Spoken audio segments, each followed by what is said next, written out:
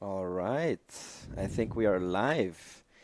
Welcome everybody to today's live stream of the Eurocup Snowboard Finals in Snowpark Laax today. I am JJ Juncker. Thanks for being here. And who do we have next to me?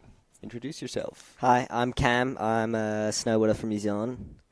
I've got the honour to be JJ's co-host today, so yeah, it's going to be a sick event. I'm excited to see what people will put down. Hell yeah. All right. So before we start, we have some difficult weather up on the mountains, so the riders definitely are challenged today. Vielleicht noch kurz in Deutsch. Herzlich willkommen zum Livestream heute, Europa Cup Finale im wunderschönen Snowpark Laax. Mit mir der Cam aus Neuseeland, Co-Host mit mir heute. Wird auf Englisch kommentieren hauptsächlich. Und genau, bevor wir anfangen, sehr schwierige Wetterverhältnisse oben auf dem Berg. Es hat sehr viel Wolken dort, ein bisschen Wind, Schneefall, also die Fahrer sind heute definitiv gefordert. Nichtsdestotrotz hoffen wir natürlich, dass wir ein spannendes Finale sehen werden. Ja, da sehen wir es nochmal. Wetter nicht ganz einfach, aber wir werden es trotzdem probieren. Alright, let's switch over to English. Here we have the start list. Some interesting names, also from New Zealand. Who is that, Cam? Yeah, that's my teammate, Chema Brown. Really good friend of me. I've been riding with him for many years. I'm really excited to see what he's got. Hell yeah. Some New Zealand riders, some Finnish riders, Slovakian riders, Samuel Yaros, good friend of mine as well, Billy Cochrell from the Great Britain area, teammate from the West Snowboard gang, and at the end, top qualifier, Dane Menes from New Zealand. All right, and we're going to start it off with the men. They're going to have 2 runs and try to put down their best runs. Here we go. We're going to start it off with Erik Doviak from Austria. Super crazy ripper. Definitely spends a lot of time on the airbag. And let's see if he can put it down in run number 1. Starts it off on the down rail, going for blunt slide. 270 out, looking clean. Here we go, going for the up rail into 50-50, backside 180 out, now coming up switch onto the first jump, going for switch backside 900, keeps it going, very nice so far.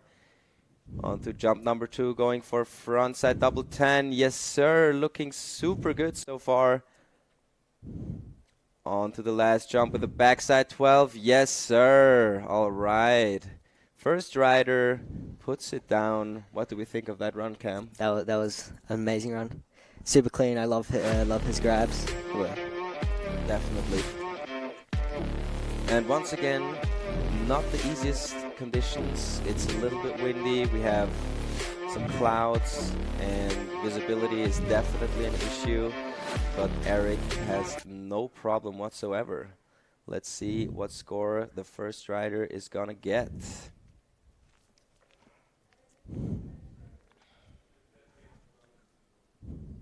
Love the outfit, by the way. Bright red. Definitely the judges will see him flying through the air properly. That's what we like to see.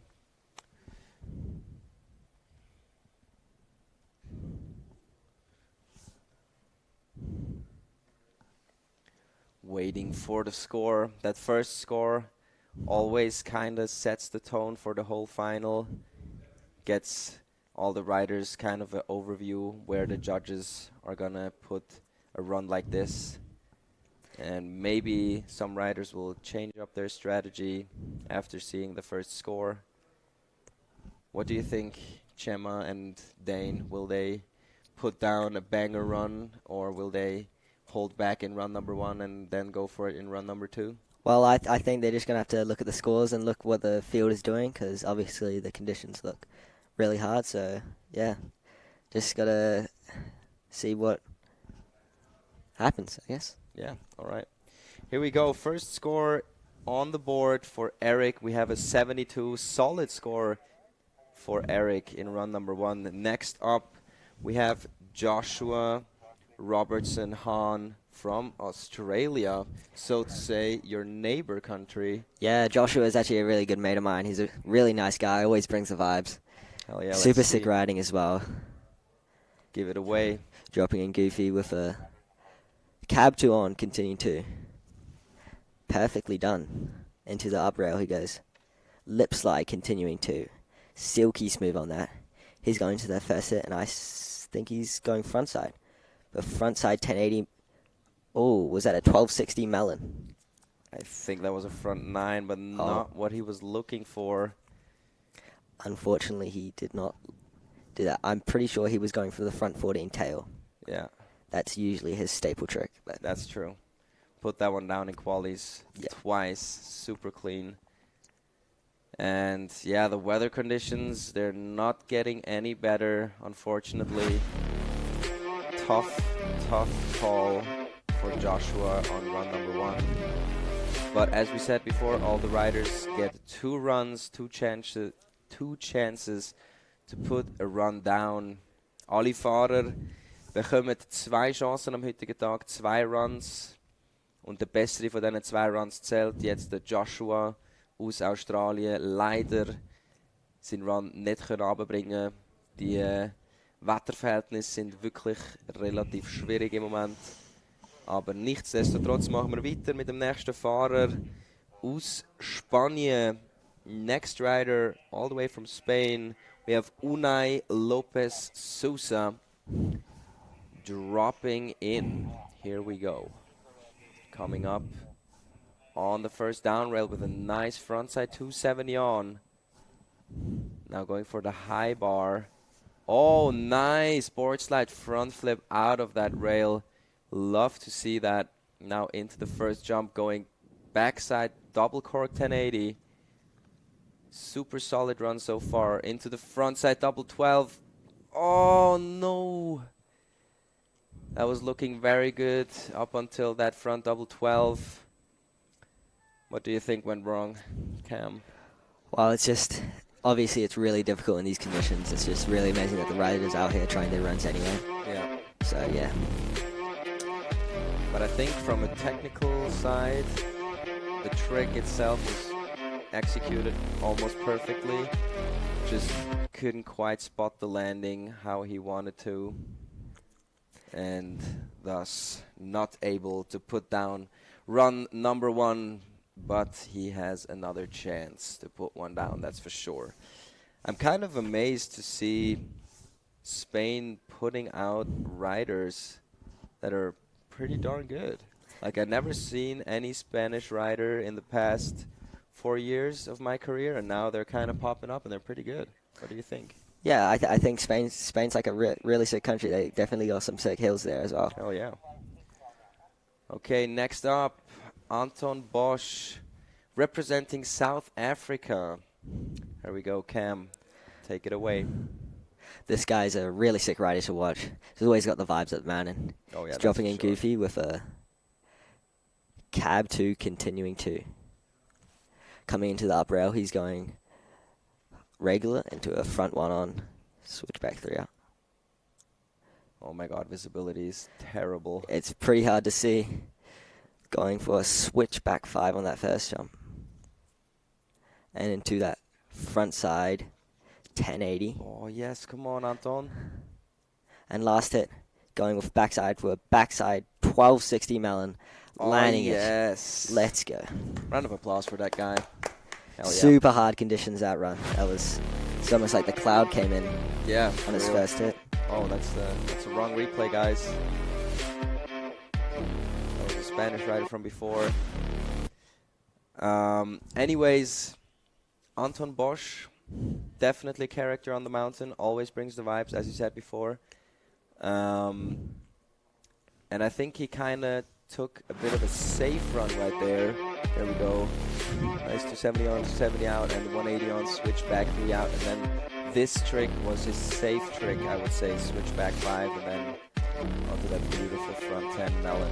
And the back 12 with the melon as well. Nicely done anyways, even though he kind of toned it down a little bit on that first jump. Let's see where the judges will put his first run of the day.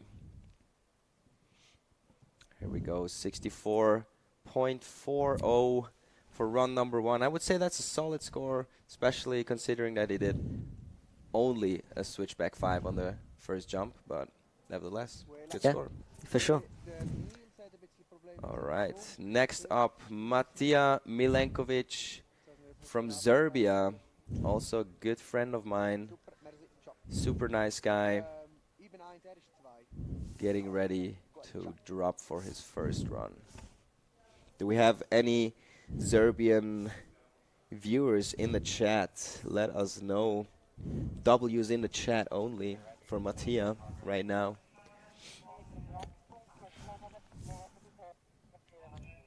Here we go. Matia Milenovic getting ready for his first run. Dropping in switch. Going for that classic cap 270 on, 270 out. Solid through the rail into the front blunt 450 out with a little stalefish grab. Now switch, going cap, double 9. Holds on to it, looking good so far. On to jump number 2 with the front double 10. Oh, no way. Oh. And I have to say once again, that was probably the visibility. Just over-rotated a little bit on that front double 10, not able to put down the landing gear. Up until that point, that run was pretty solid though. For sure. I think you can build up on that. Maybe come back in run number 2. Let's talk a bit about your performance yesterday in qualies. What did you do? Well, I was looking at the forecast and I definitely saw that today was going to be a little bit snowy, a little bit cloudy, which we can definitely see. So like, I definitely wanted to put a good solid run down, and I just decided to go try my hardest run twice. I think it was a little bit difficult conditions again yesterday as well, but like unfortunately I didn't land my my run to the best ability. I went quite big on my cab 14, which I was trying. Yeah. And just slid out on the landing. So kind of an all-in attitude yesterday. Yeah, I was. That's nice though. I like that. I like that. Gotta show what you have in the bag. Here we go. Next rider. Take it away. It's your teammate. Yeah, Chema Brown. He's one of my best homies. He's my day one. I've been riding with him for like as long as I can remember. The day one homie. Hell yeah. Love his riding. He's always searching for that like NBD trick to do. Coming in goofy with a front 2 on, 2 off. Oh, pardon me, it was actually cab into the pretzel flip. 630 out with Super the melon. Sick. Coming in cab to a cab 900. Just holding on. You can see the visibility is so hard. Into a front side 1080 going massive. And coming in last trick into switch backside. Pardon me, backside 1080. Perfectly executed. Solid. Great run from Chema. He's going to be happy. Hell yeah. It's definitely hard visibility right now. You can see when it's white in the sky like this, it's hard to find definition between the snow and the sky. So it's really like having good air awareness in this is really a good skill to have. Oh yeah, for sure. Chema having no problem in run number 1 right there. And I think if we look at the first rail and the first jump, I think the visibility gets better when you get lower in the course. Jump number 2 and number 3 look a little bit better at the moment, visibility-wise. And Chema having no problem whatsoever. That's definitely going to be a solid score for his first run. Let's see what the young New Zealand boy gets for his first run.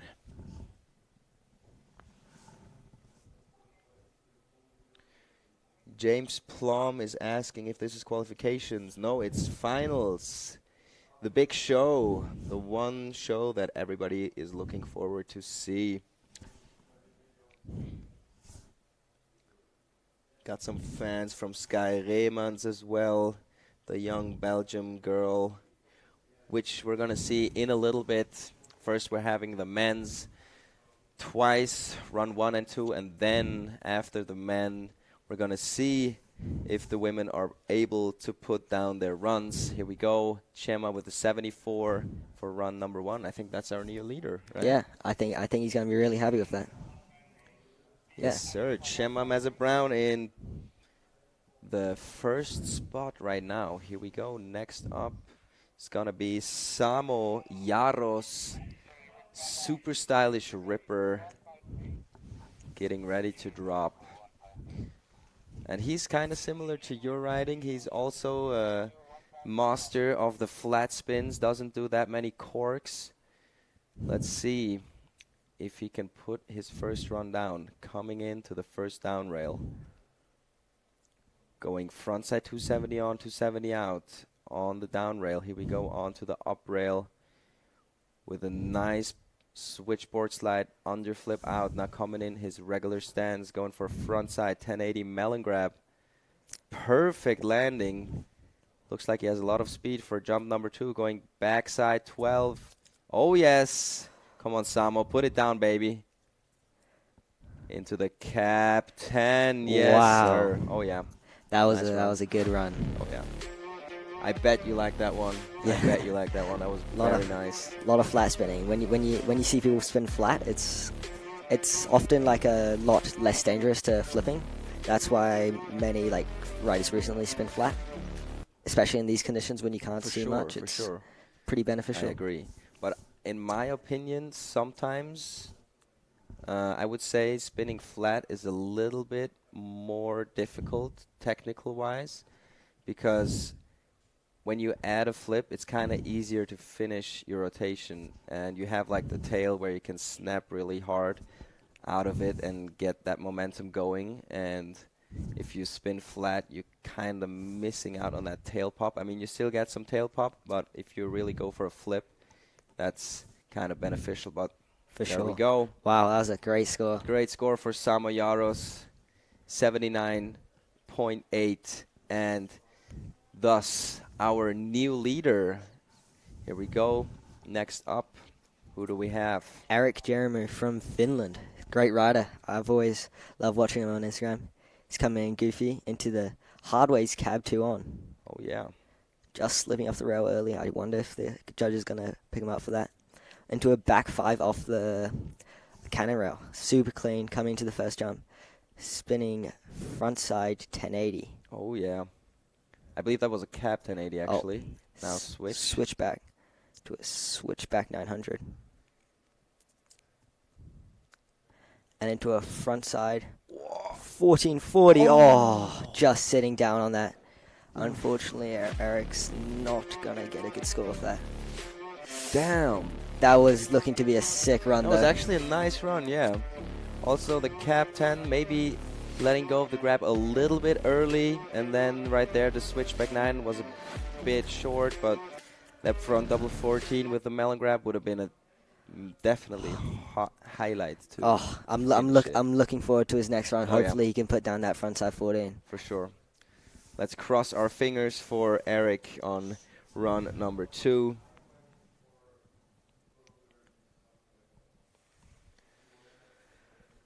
Do we have some Finnish fans in the chat as well? Oh, we have 200 people watching. Shout out to all of the viewers watching our live stream right now. We appreciate you. I hope you are entertained by our little live stream that we're got going here. Shout out to Sunrise, by the way, for sponsoring this live stream. Muchas gracias. We love you. Okay, waiting for the score. Next up in the start gate is one of my teammates from West Snowboards, Billy Cochrell from Great Britain. Definitely a character as well, and just a fucking gangster from Great Britain on course. Here we go.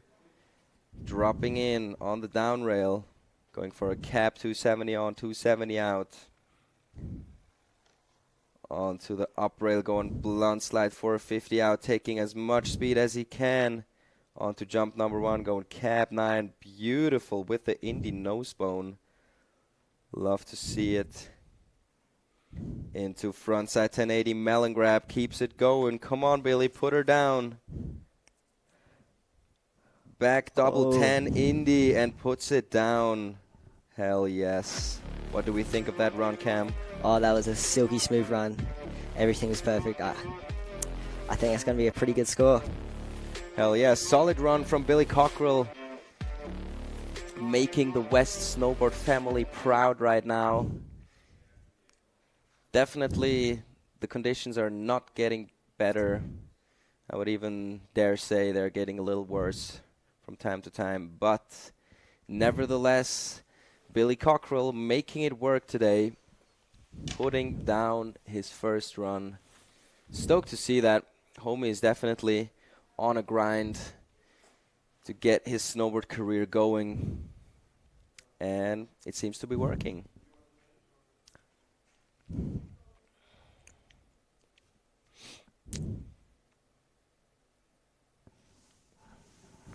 Waiting for the score for Billy. Kind of crazy that Billy is riding in a t-shirt and a long sleeve right now. Homie is not freezing. Here we go, 65.8 for Billy Cochrell. I think that's a fair score for his run. Doing a 9 and a 10-10 combination. What would you say? Yeah, I would think so. But I think he might want to step up his run if he's looking for the top 3. For sure, for sure. Here we go. Next up, we have the Norwegian rider. Take it away, Cam. This is Nicholas Suki from Norway. Coming into the first rail, dropping goofy with a back 2 on. Ooh. Perfectly executed, coming into the first rail with a front blunt 4. Catching around her toes, coming into the first jump. Going switchback 900. Oh, was that a manual going out? Hell yeah, love it. Backside 10, backside dub 9. Oh my god. That was sick. Into the last jump. Go, go, go. Cab 1080, Yes. yeah. Oh my god. Oh, that was a sick run. That was actually a lovely run. Love the aggressive back 2 here right there. And now will we see the manual out? I wonder if the judges are gonna reward that. I'm not sure. I mean, it was a great save, but the judges definitely look for safety and controlled runs. And I mean, it was a controlled manual, gotta say that, but not the safest landing, I would say. Nevertheless, he put his first run down, and I think we can both agree putting the first run down is always a nice feeling. For sure, especially in these conditions. Oh yeah. It's got to feel rewarding for sure. Yeah, definitely. Yeah. Say hi to mom and dad. Do we have any fans from Niklas Suke from Norway in the chat? Let us know. Oh, we have some Finnish fans as well. Love to see it. Nicholas with a 58.8. I'm pretty sure he's going to be pretty happy with that score. That's nice. That's a solid score for sure. Next up, we have Bart Paul from the Netherlands getting ready to drop into the snowstorm that we have going on today on the snowpark Laax. Here we go, focusing himself, making sure the bindings are nice and tight. Okay. Bart dropping in onto the down rail with the classic cap 270 on, 270 out, onto the up rail. I love that trick. Oh, and I talked a little too soon. Over rotating on that blunt slide front flip out. Unfortunately, not able to put it down. Oh my god, visibility is definitely tough right now. Oh, that was a sick back 12 Damn. down. Still going for it. Little practice run right there. I think it's super sick when riders finish the runs, even when they don't like land a trick at the top. I think it's agree. just Because it's not only about the points, it's about the show, especially when we have a live stream going on. Yeah. People want to be entertained, and Bart is entertaining. Hell yeah, he's still happy. He's a happy still got guy. the vibes. Love to see it. Hell yeah. All right, that's going to be a throwaway run for Bart. Next up, Ruki Tobita from Japan. I'll leave this one to you, Cam. Yeah, Ruki Tobita. Sick rider. Always love watching him ride. Kind of always smiling as well, right? Always super happy. Positive attitude. Yeah. I think you can see him smiling up there. Yeah.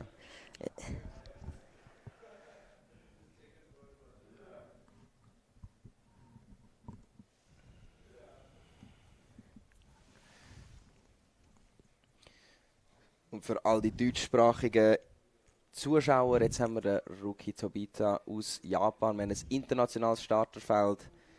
Wirklich Topfahrer aus aller Welt, die da im Finale um die ersten 3 Plätze kämpfen. Das Wetter immer noch ziemlich schwierig, leider. Aber die Fahrer, die machen das Beste daraus. Und wir freuen uns auf den Run von Ruki Tobita. Auf jeden Fall. Here we go. Is his run starting? I can't see. I hope so. Okay, he's still waiting. Here we go. Yeah, it definitely looks like tough conditions up there right now. Yeah. Not an easy game today.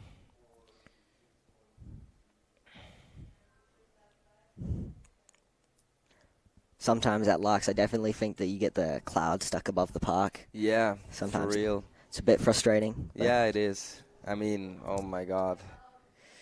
Oh, you don't even see. Okay, now you can see the jump a little bit, but it's super tough. Yeah. Damn. And it's windy and snowing. I mean, it's the toughest conditions you can. Just goes to show how good the riders are. Yeah, true. Definitely. And I think Ruki also usually a World Cup rider. So a rider that is already competing on the top level. Now we have the honor of Ruki being here at the Euro Cup. I think he's waiting for the clouds to pass a little bit so the visibility is a bit better for safety reasons, obviously. Not too easy.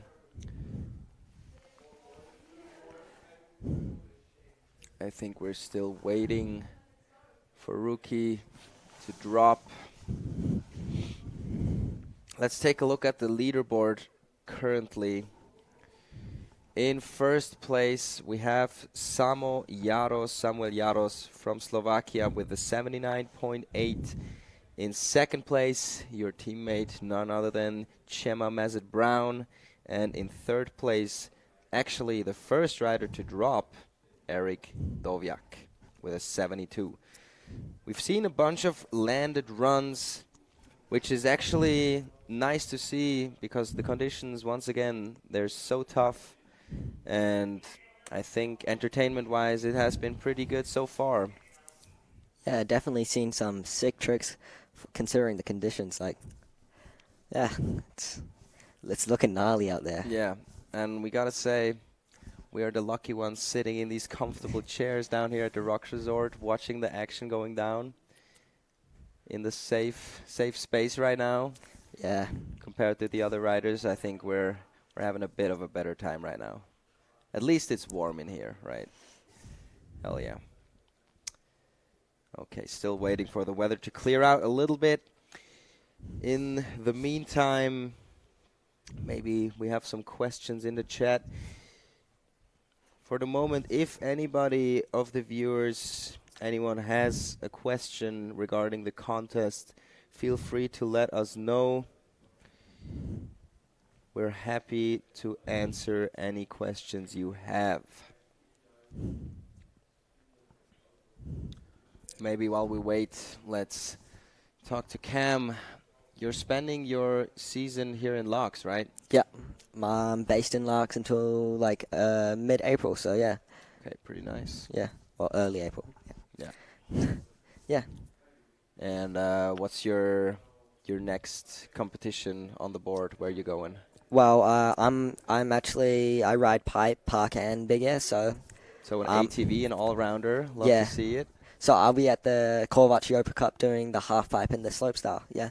Hell, oh, they're doing the half pipe as well. Yeah, that's I didn't even know that. That's nice. first year I've heard actually really good things about the pipe. Yeah, So I'm super excited to go check that out. it's gonna be nice for sure. Yeah.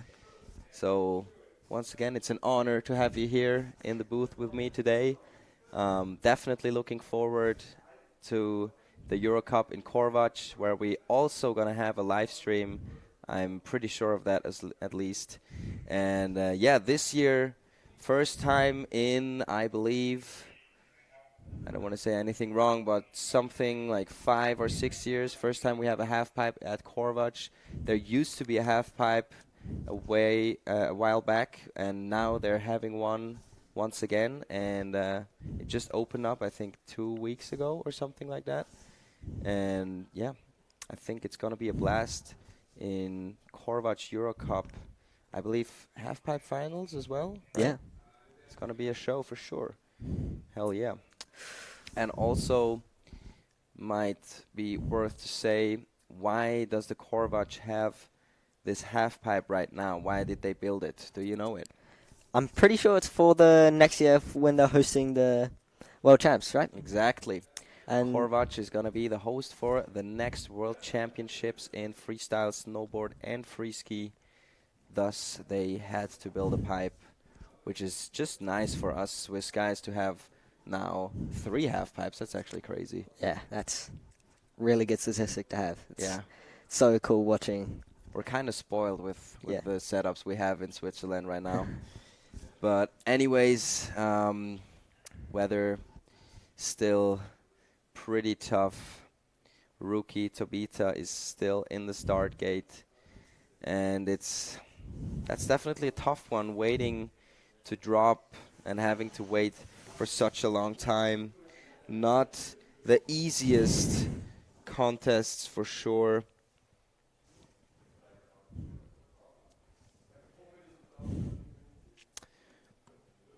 Never Icy is asking if there's any wind. I think there's a little bit of everything right now. The wind isn't the biggest problem, though, as you can see on that flag right now. The biggest problem is visibility with the clouds and the fog and the snowfall. Of course, the fresh snow, definitely a bit slower than when it's nice and packed in. So these are the problems that we're dealing with, and Mother Nature is just a little too strong, and we cannot do anything about it. But I think the riders, they're just trying their best to do whatever it takes. Yes, sir. Oh, let's talk about maybe your brother, your twin brother. Oh yeah, I got a twin brother. He's also from New Zealand because he's my brother, I guess. Yeah, he's a skier. I grew up snowboarding. He grew up skiing. He's also like does half pipe, and he tries to do slopestyle as well, but mainly half pipe. He's recently, his best result was at Calgary. I think he came 4th. Yeah, that's right. He came 4th. Oh, wow, at the World Cup Yeah. in Calgary halfpipe? Nice. He was sitting in 2nd place until like halfway through the last run. So Okay. super happy for him. He landed some Nice. sick tricks, and Sweet. yeah. How was it growing up with a brother that was skiing? And why did he choose to ski and you chose to snowboard? Well, it's we both actually started skiing because me and him. His name is Finn. My parents were ski instructors, so we're always in the mountains since we were like grommets, like 2-3 years old, and it's obviously like a little bit easier to get around in the mountain on skis. So we started skiing first, and then when I was like 4, I think I switched to snowboarding, and Finn stayed skiing, and ever since that, it's just kept it going. yeah. And what was the reason, or what inspired you to switch over to snowboard? Well, both my parents are snowboarders. Okay. They were at the snowboard school in Aspen and Oh, Whistler yeah. Blackcomb and my home mountain in Cardrona. So yeah, just part of my family, I guess. Finn's just kind of inspired by mom and dad, I guess. Yeah, for sure. Which is nice to see.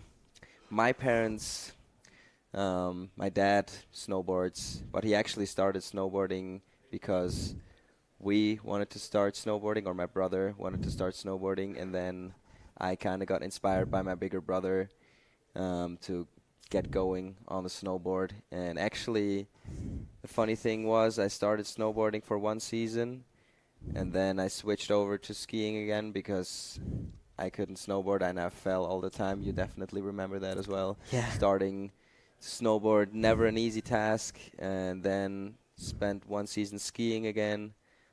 But then I believe the reason why I sticked with snowboarding was because of skateboarding. I kind of simultaneously started skating, and then from there I fell in love with snowboarding for sure. Sick. Yeah, that's a little bit of a background story from me and Cam. Unfortunately, the weather situation is still not looking to clear up. Rookie standing on top of the start gate, still waiting for the weather to clear out a little bit. And it's not only tough for the riders, but also for the judges. Even though we have the possibility of this video camera judging system, it is still super tough for the riders and the judges as well to see clearly what is going on. I feel like you can nearly see some blue sky out there. Yeah, let's hope so. Let's cross our fingers for some good weather Yeah, for hopefully. the riders so we can finish this competition.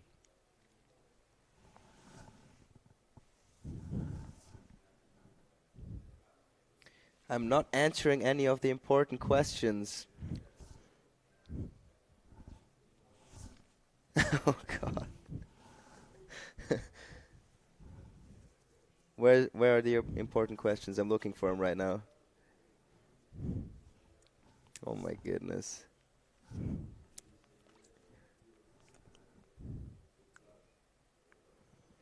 Oh, Hayden Harvey Smith is saying hello to you, Cam. Do you know him? Hayden Harvey Smith. Yeah, that's pretty sure that's maybe one of my maths tutors from a couple years ago. Oh, nice. Maybe, Sweet. I know a lot of Haydens. Hold up. Okay.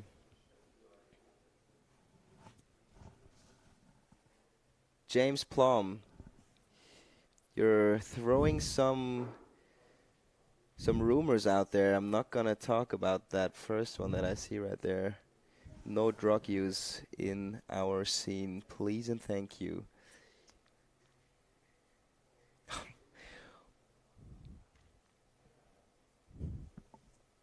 Oh my God. And to answer your question, James, I don't think that Berg is on any kind of drugs because he's just a boss man in general, and he is working so hard for all of his dreams, because just recently he started competing not only in free skiing, but well, he is, I would say he's a free ski master at this point, and now he's wanting to start competing in the snowboard discipline as well, and he's pretty darn good at it. You can see his air awareness is like on point. Like Yeah. just from the skiing he's done, like it's crazy. It is. And what's your take on that? Are you inspired by seeing Berg competing in snowboarding, or are you scared, or do you think, what the hell, Berg, stay with the skiers, you're not a snowboarder, or what's your take on that? No, I really admire it. He's really like pushing like what's possible, you know? Like no, the amount of people that would have told him like you can't do that, you can't compete in that, and then he's just doing it. It's crazy. Like It's really nice to see. Yeah. It's a nice story. I agree with you. Doubting the naysayers and just doing what he wants to do.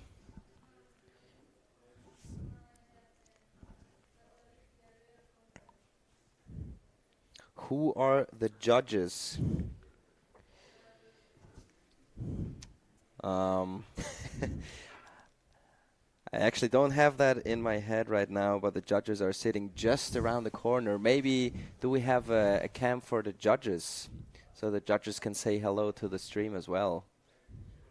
No, we don't. Okay, we don't have a judges camera, but the judges currently also waiting, and it's a wild mix of men and also one woman, a teammate actually of mine, Andrina Salis, got into the judging business this season because she's also injured, just like I am, and currently she is also judging the Euro Cups that are going on. And yeah, the judging panel is definitely a good one. Experienced judges, also a couple of judges that are judging in the World Cup level as well. So definitely top judges here for today's Euro Cup.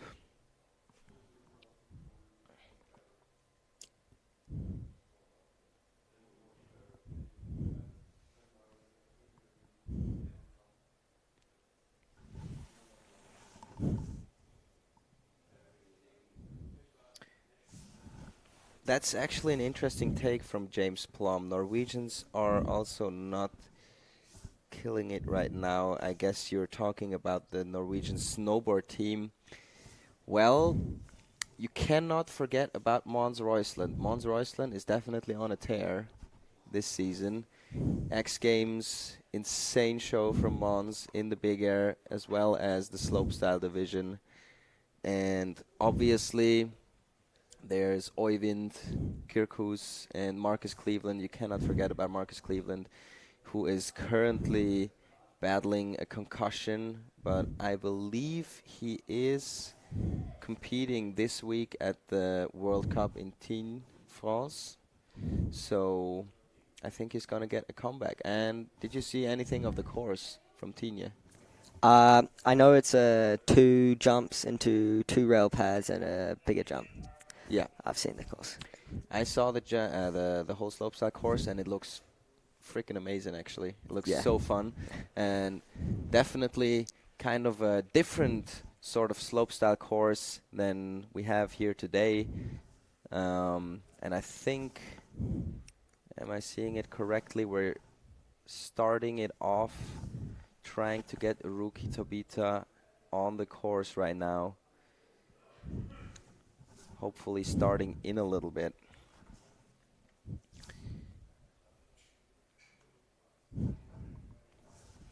Oh, my sister's also watching the stream. Hello, Alexandra. And my brother as well. Love to see it.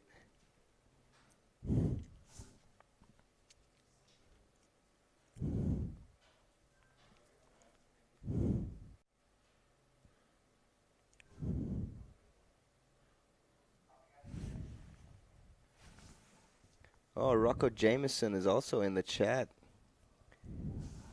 Cam's the GOAT. I agree, Cam is the GOAT. For sure.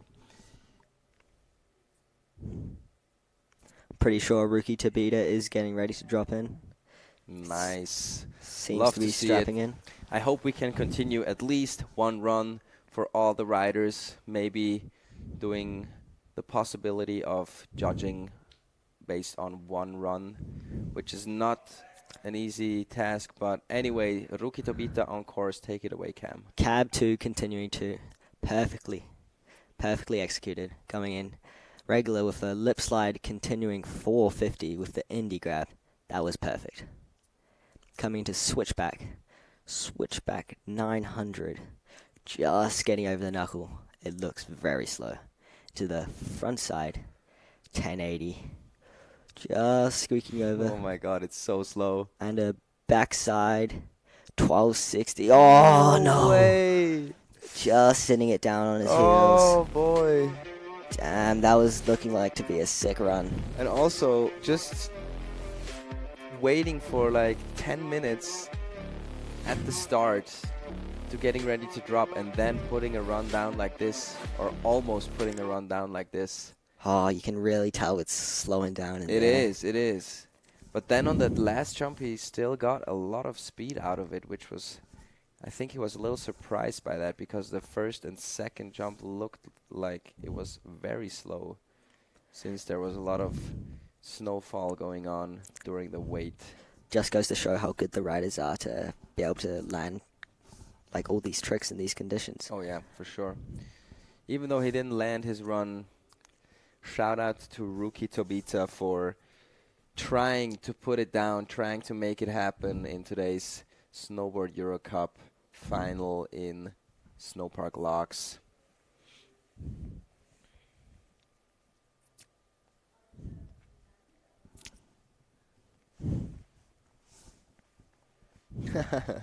Your mom is saying hello. She's watching the stream. Hi, Mom. I love it. Okay, who do we have next? Yonas Hustler, the regular footed rider from Switzerland. Alright, Yonas Hustler, der einzige Schweizer, der ins Finale gekommen ist. Das mache ich jetzt auf Schweizerdeutsch. Yonas Hustler on course. Mein Namensvetter startet mit einem schönen Cap, 270 on, 270 out. Jetzt auf dem High Bar. Yes, Joni, come on. Schöner Frontflip out. Und jetzt auf dem ersten Sprung. Cap, Double 12. Hat da der Grab leider ein bisschen verpasst, aber trotzdem noch weiter am Ziehen. Jetzt der Hardway Frontside 1080 mit dem Nose Grab. Sehr schöne Landung. Jetzt noch der letzte Sprung. Jetzt noch einen reingehen, komm. Ja, Hey! schön. Nice run. What do you think of that run from Joni? Yeah, super clean, super perfectly executed. One thing I'm a little bit worried about is just maybe not holding the grab for long enough. Yeah, I'm agreeing on that one. That cap 12, I think he was a little scared that he didn't have the speed for that first jump, but still he put it down. Yeah. And other than that, I think that was a pretty darn good run for Yonas Hustler. Super nice guy. I'm just real happy he landed his first Oh yeah, run. for sure, for sure. And the only Swiss rider to make it into the final. And it's kind of nice to see Yonas used to be half-pipe focused and now starts to get into slopestyle and big air as well, which is so nice to see because I believe he's an all-round machine as well, which is just great to see. And now today in his Euro Cup slopestyle final, first round, putting it down.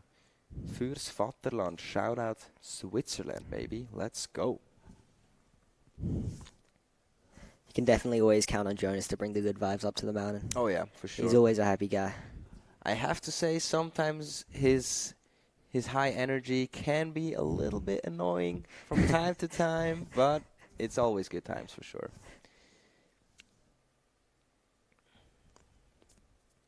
Shout out to the haircut from this lovely man down there. Little Fukuhila action. Bit of a mullet going. Mullet, yeah. Mullet, Fukuhila. Looks nice. Here we go. Next rider. Brooklyn DePeace from America, the regular footed rider. Sick to watch him. Dropping in switch with a switchback 2 on. And coming in the second rail, cab 1, back 1. Oh! Unfortunately, slipping off early and catching his toes. That looked like a heavy slam. Shit. Damn. I hope he's all good. That was That heavy. was a gnarly slam.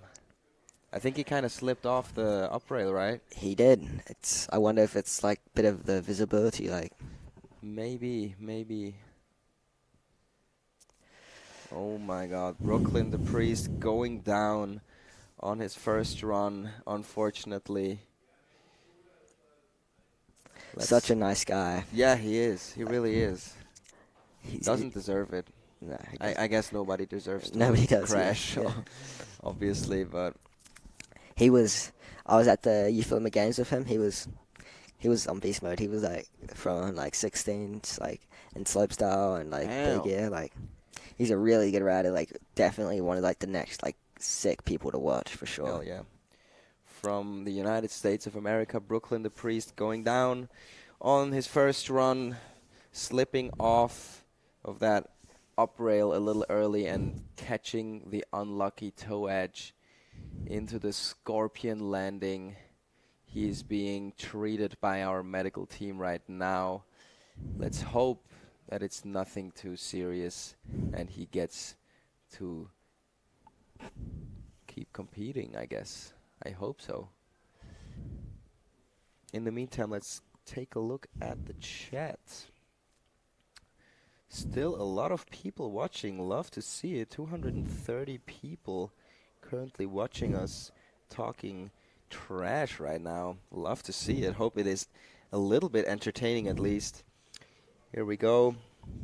The shredding is steezy as fuck right now. Yes, it is. We're having a blast watching it. And even though it's a Euro Cup, I think we both can agree these are some of the best riders in the world right now. Trying to put it down. Who's your favorite from the start field right now? Oh, It's a tough question, I know. I might be a little bit biased, but my teammate Dane sings. He's a sick rider. On Instagram, he's Dane.sings, and he does the singing edits, you know. Oh, yeah, I know. I love that. always makes me laugh. Super sick rider. But he hasn't posted an edit where he's doing the singing. I told him he has to do one of these edits in the next couple days. But yeah, Dane Menes is definitely one of the riders to watch out for. Here we go. Next rider is going to be Eli Bushard. Eli Bushard. Are we sure about that? I think so. Yes, Eli Bushard will be next to drop once the course is clear and the judges are ready. Speaking about Youth Olympic Games, this kid was on a tear. He won Big Air and came second at Slopestyle. He can do 16s like every time. It's crazy, right? He's super sick to watch. You're never safe in first place when this kid still can drop. True. I agree. He is one of these kids from Canada that grew up riding at the Maximize, I believe, the airbag facility that they have in Canada near Quebec, I think. And definitely airbag training is paying off for Eli Bushard with maybe we're going to see something today. Maybe 16, you think he got it? I fully believe in Eli. He can do it. It's just whether the speed is there. Yeah, true.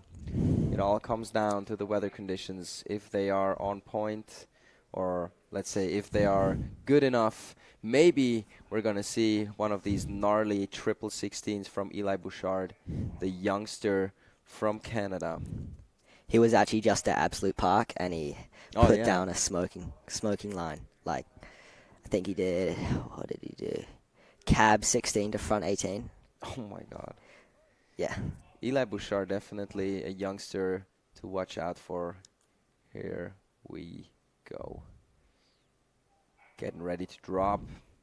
Eli Bushard on course. Little off the toes, frontside 270 onto the down rail now, going for the high bar. Frontside blunt slide 270 out, coming up on that first jump. Oh, sick. Yeah. Dude, I haven't seen him do that. Double back rodeo 900 on the first jump into the cab, double 12. Will we see a 16? No, that's a 12. Whoa. Oh, he should have done the triple, though. Oh, my God. Oh, damn. That's too bad, though. That run would have been sick. Holy smokes. Take us through, Cam.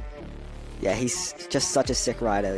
You can see here that you don't see many people doing that trick. No, it's so not gnarly, at all. especially in the middle of a slope course. And here's those two 12s that he does. He can do both of those to 16. He's really good. It's crazy. And he definitely would have the airtime for a 16. Yeah. I believe so, at least, on that last jump. I wonder if he was like kind of stuck between going 16 and 12. And Maybe he was, yeah. Yeah, Maybe he couldn't decide what he was going for. Nevertheless, it was a nice try, nice attempt on that first run for Eli Bushard from Canada. Still has another try in run number 2.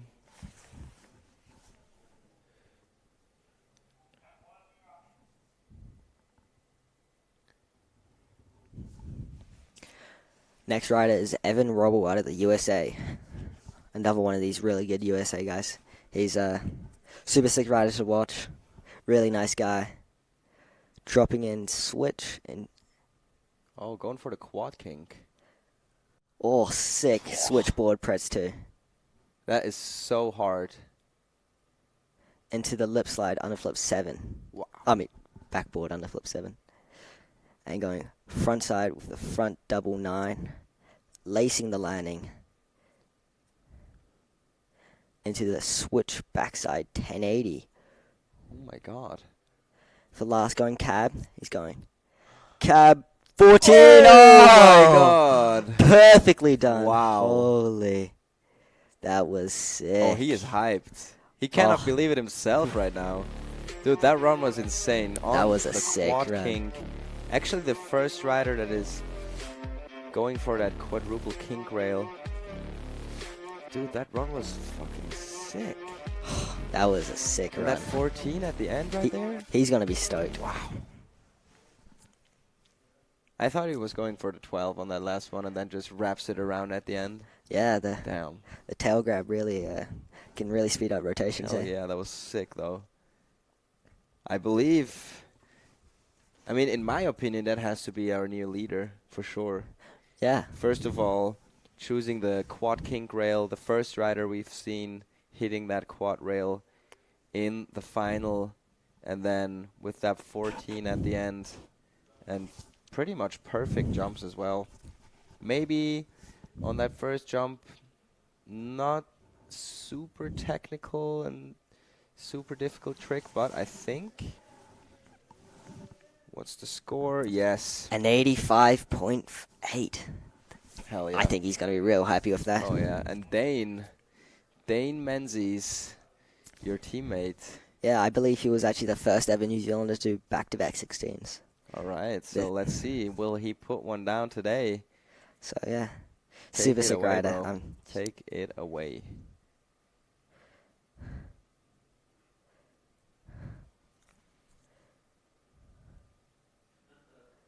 Dropping in switch. With a switch front board Pretz 2. Perfectly done.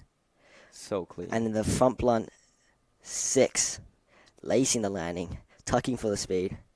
Oh, he's really tucking. Into front side 900. Going big. And going switch backside. Switch backside 1260. Coming into the last jump. What is he going to do? To the backside 1080. Okay. Perfectly done. Lacing it. Well, I think that was a safe run, right? I think that was definitely a safe run. He's Yeah. going to be stoked. He's got to run down and he can like improve it next run, you know. Hell yeah, for sure. But that first rail though, switch front board pretzel 270, super technical and lacing it absolutely perfect right now. And to do that in a comp run is It's super hard. high risk, high reward. Oh yeah, for sure. I think even though he kind of held back on that jump line because he did super technical rails, he's still going to get a solid score on the board. For sure. Which is a strategy definitely worthwhile.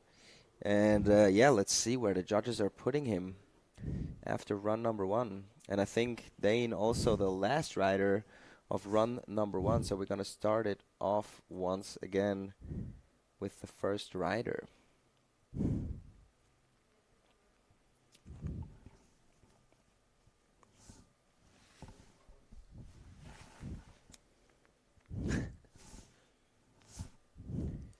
James Plum says he would rather see only board slides on the kink rail than another cab 270 in 270 out on the down bar. Well, I guess it's somewhat true, but at the end of the day, you just want to bring down a run top to bottom, land it cleanly. And we talked about it before, high risk on that quad kink, definitely. It's harder to lock in, and that's why most of the riders choose the easier down rail in comparison to the quad kink. Dane Menzies with a 71.2 puts him into 5th place.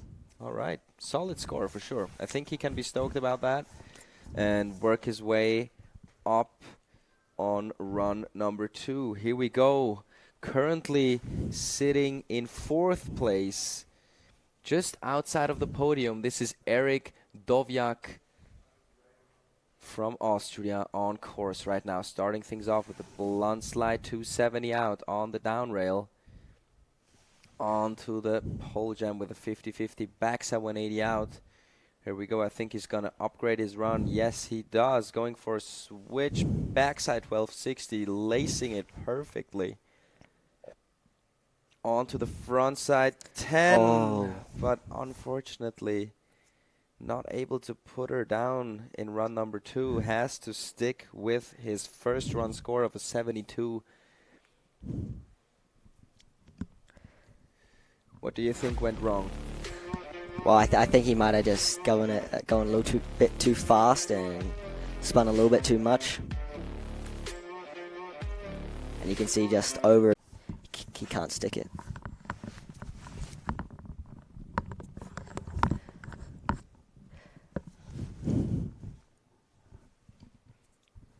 Yeah, and there you see it. Eric with the 24.6 for run number 2. Definitely the throwaway run for him. Has to stick with run number 1. Here we go. Once again, we have Joshua Robertson Hahn from Australia. Take her away, Cam. Yeah, Josh is such a sick rider to watch. It's always nice. Always super happy. Cab 2 on. Continue to. Perfectly done. Into this lip slide 270. Landing, trying to get speed. Coming into the first jump with a front side. Double 1080. Yes, Landing clean. Let's go. Into a backside 1260. Oh, just skimming around that landing. The speed though. Into a switchback 180. I don't think Josh did what he wanted to do on that.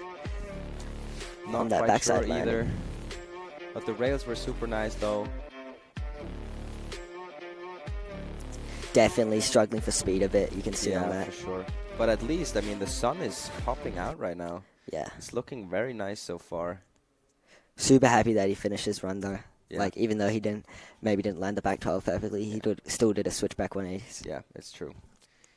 Just putting it down at the end of the day has to be a good feeling, especially in conditions that are tough like they are today. But let's have a look. I mean, maybe he just still can get some nice points out of this competition with his second run. Because did he land his first run? I don't think so, right? No, I don't think he was able to pull through. But he landed his second run, so he's definitely going to get a little score going for himself. Let's take a look where he puts himself. Only going to be 46, so I don't think he's going to... No. 10th place, but still in the top 10. Here we go, next rider from Spain on course. Starting it off again with that front side 270 off the toes. Onto the high bar with a front flip out of that board slide. Take the jump line away. Into a backside 1080. Going big. And into the front side 1260. Just getting it around. And last trick into a switch backside. Oh! 1080, unfortunately, just catching the toes. That was so close. That was looking to be a sick run. Oh yeah, I mean the run was super sick, but jump number 3, he was so tight with the rotations, almost a bit too close for comfort in my opinion. But yeah, right there, he just made it perfectly, and then a little too slow on that rotation. Unai from Spain, unfortunately not able to put down a full run, but yet again, still a great show in conditions like these, that's for sure.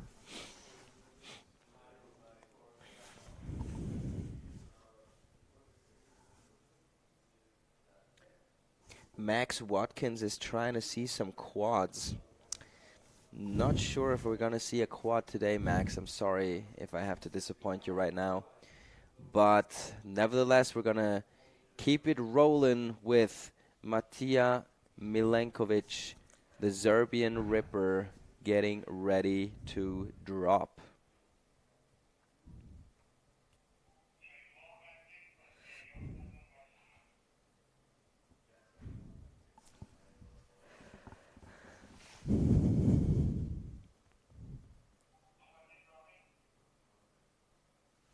Okay, I think we don't have Matia Milenovic.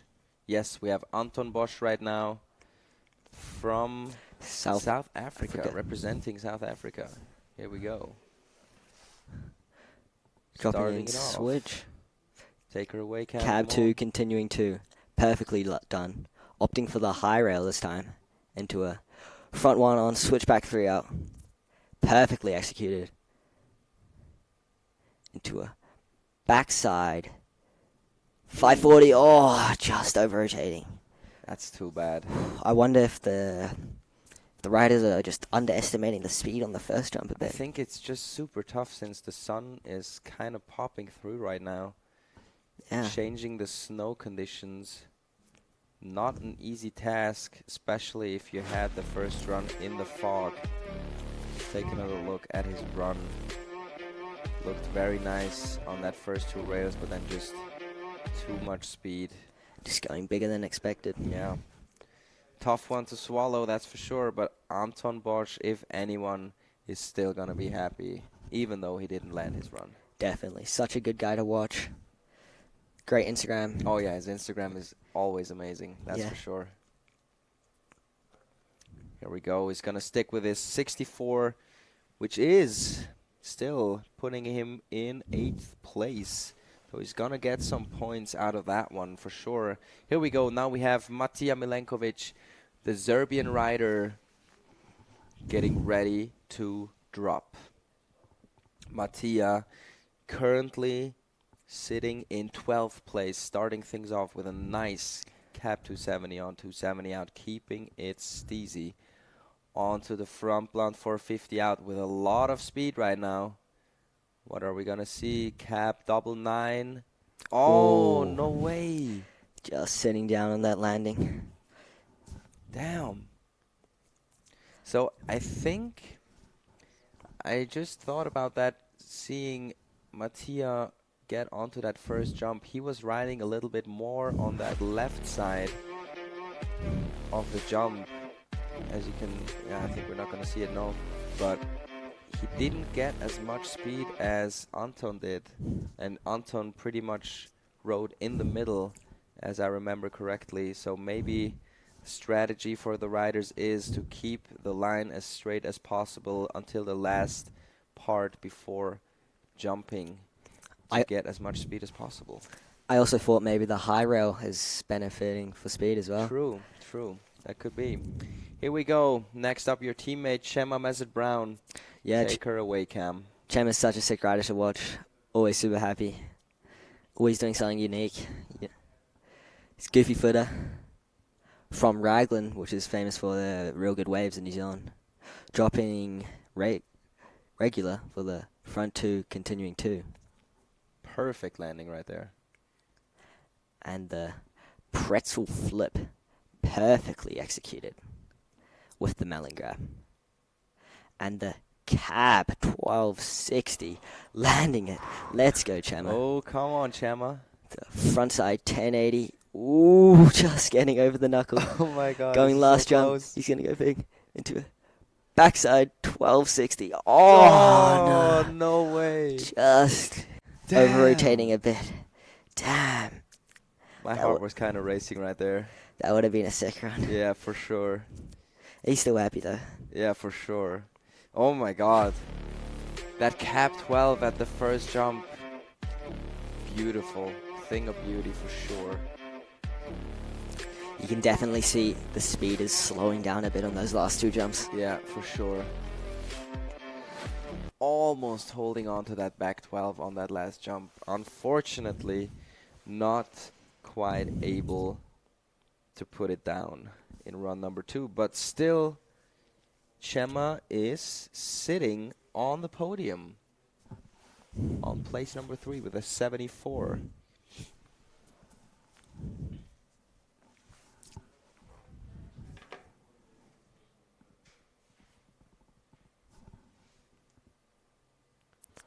Unfortunately, he's not going to improve that score. He's going to stick with the 74. Yep.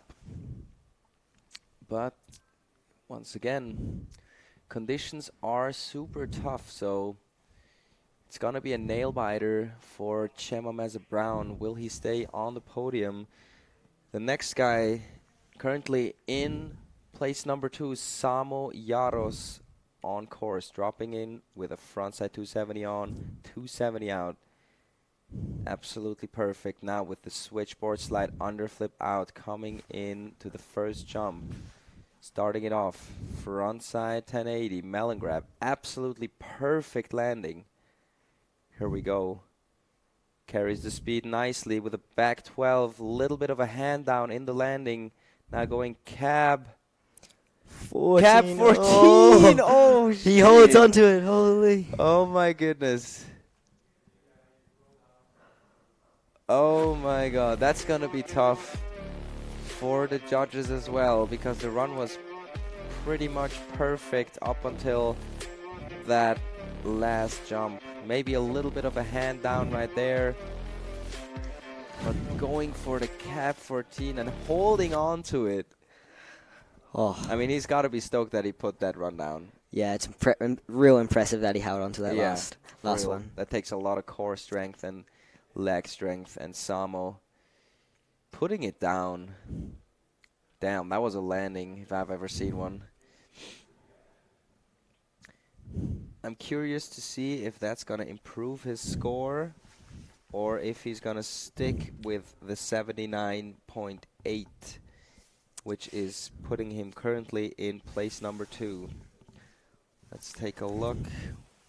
Yeah, he's not going to improve. 54 even for run number 2. Next up, we have Eric Jurmo. Take her away, Cam. For front 2 off the toes. Super sick trick. Into a 50-50 back 5. Oh! No. Just unfortunately couldn't stick the landing. Just going a little bit too deep right there. Damn, it's always really tough watching the riders fall on the rails. It's always disappointing when you fall on the rails. Especially on run number 2 where you really want to put one down again. Yeah. Really show what you have in store. Eric Jurmo not able to crack into that top 3 spot. Still, nice show of the young Finnish rider. Nice little frontside 7 with the melon grab as well. Also, a lot of talented riders, young Finnish riders are coming up, I believe. I've seen a bunch of them on Instagram already. And of course, you cannot forget about Rene Kangas and Kalle Järveletto from Finland, the Finnish Rippers. And now I got a question for you. You are on Team Rene or you are on Team Kalle? Oh, that's tough. I gotta say Rene. Rene's just so sick. He's super sick attitude, always happy. Super sick riding as well. Yeah, fair enough. Yeah, I think if I had to decide, I had to take Kalle because I'm rooting for the underdog, and I think Rene is a little bit higher up there in the rankings currently, or just in general, having a little bit more fans.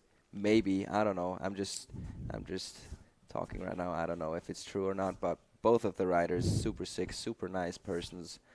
And here we go, another nice person from Great Britain, Billy Cochrell, who definitely has what it takes to crack into that top 3. Currently sitting in 7th place, dropping in. Billy Cochrell starting things off with a beautiful cap, 270 on, 270 out on that down rail. Onto the blunt slide 450 out. Super stylish right now. Is he going for the cap 12 on jump number 1? Going for cap 9 again. Keeping it safe. Here we go. Jump number 2 going front side 10. Oh my goodness. Ripping it around into the back 10 Indy. I think he can be stoked on that run. Super smooth. Hell yeah. Held it together all the way through. And as you can see, the clouds are coming back, unfortunately. Not very easy, but Billy Cochrell making it work. Shout out to West Snowboards, by the way. Swiss snowboard brand supporting Billy Cochrell and myself and a bunch of other cool riders. And Billy putting it down, putting 2 runs down actually, which is always just a win in general. In any competition, if you put down 2 runs, that's definitely something to be proud of. That's for sure.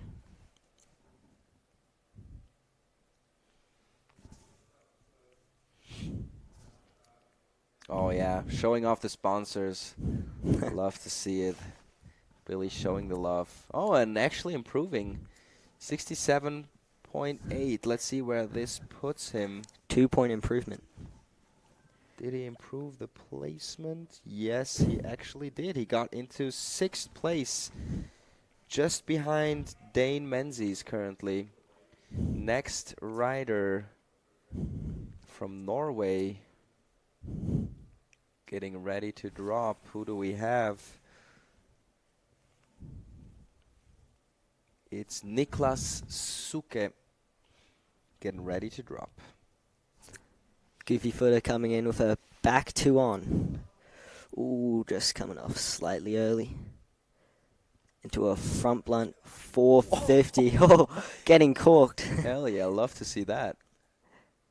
Into a switchback. Ooh. 9. Oh, you cannot see anything. Where is he? Oh my god. Unfortunately, he did not land that switchback 9. Damn. He's okay though. He's having a good time. You can definitely see that visibility has came in quite a bit. Yeah. It's not looking... Oh man, it's kind of a gamble right now. Ooh, Whoa. nice little front flip Oh. attempt at least. Going for it, putting up a show for all of us. I gotta say, I really love it when riders come down and with a happy attitude and still like do the tricks on the jumps. Yeah, still do something. Yeah, I agree. Because at the end of the day, it's still snowboarding. It's not any different than compared to a training session, in my opinion. So why not put up a show for everybody, right? For sure.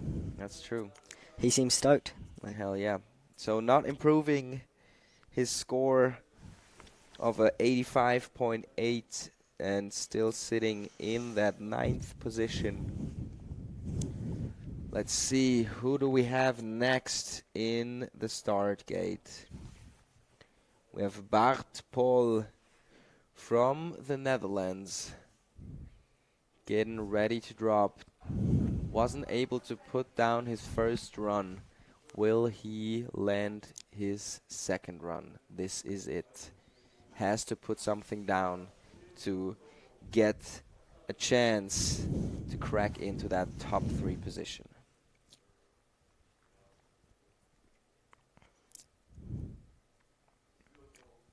As you can see, the snowfall is getting back out there, unfortunately.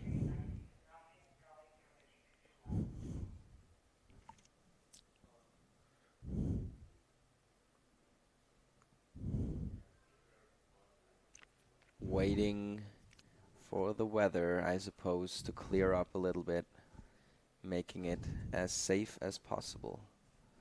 But it's not very nice so far. We had a little window of sunshine, but as you can see, or as you guys cannot see anything at the moment, the fog has returned. Sadly. So as we wait, maybe the people in the chat that are watching have some open questions or just want to say hello, let us know. We're happy to answer any questions you have. Maybe you have a question for Cam, the co-host, currently not injured, still on the grind. And yeah, ask away. We are happy to answer anything, except drug-related questions.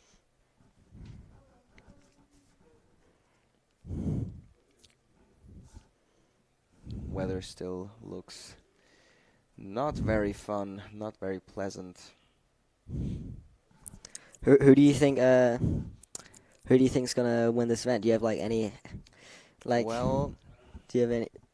I do have some riders in my head, and once again, I have to say, a lot of riders, if they have their A game on, their best riding abilities on lock, there's a bunch of riders who could take her home today. I believe Yonas Hustler from Switzerland. Obviously, I have to root for my teammate.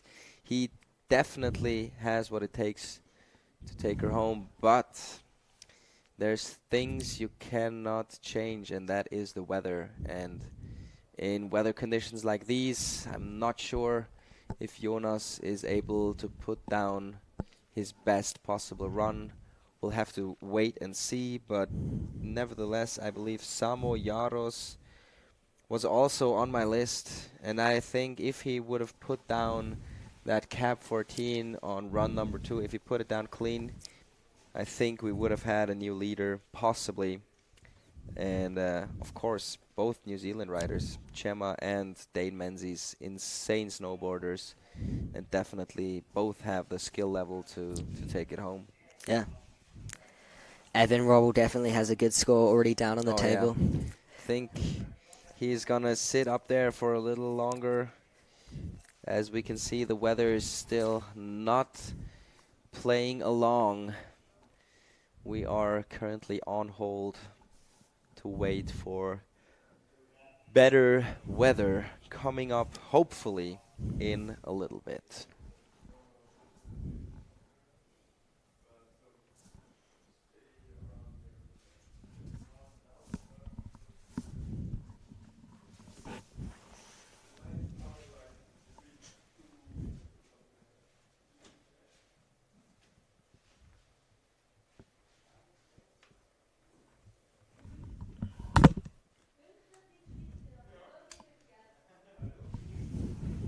Okay, maybe while we wait, let's have a little chat. How do you compare the two seasons, the winter season from New Zealand compared to the European winter season?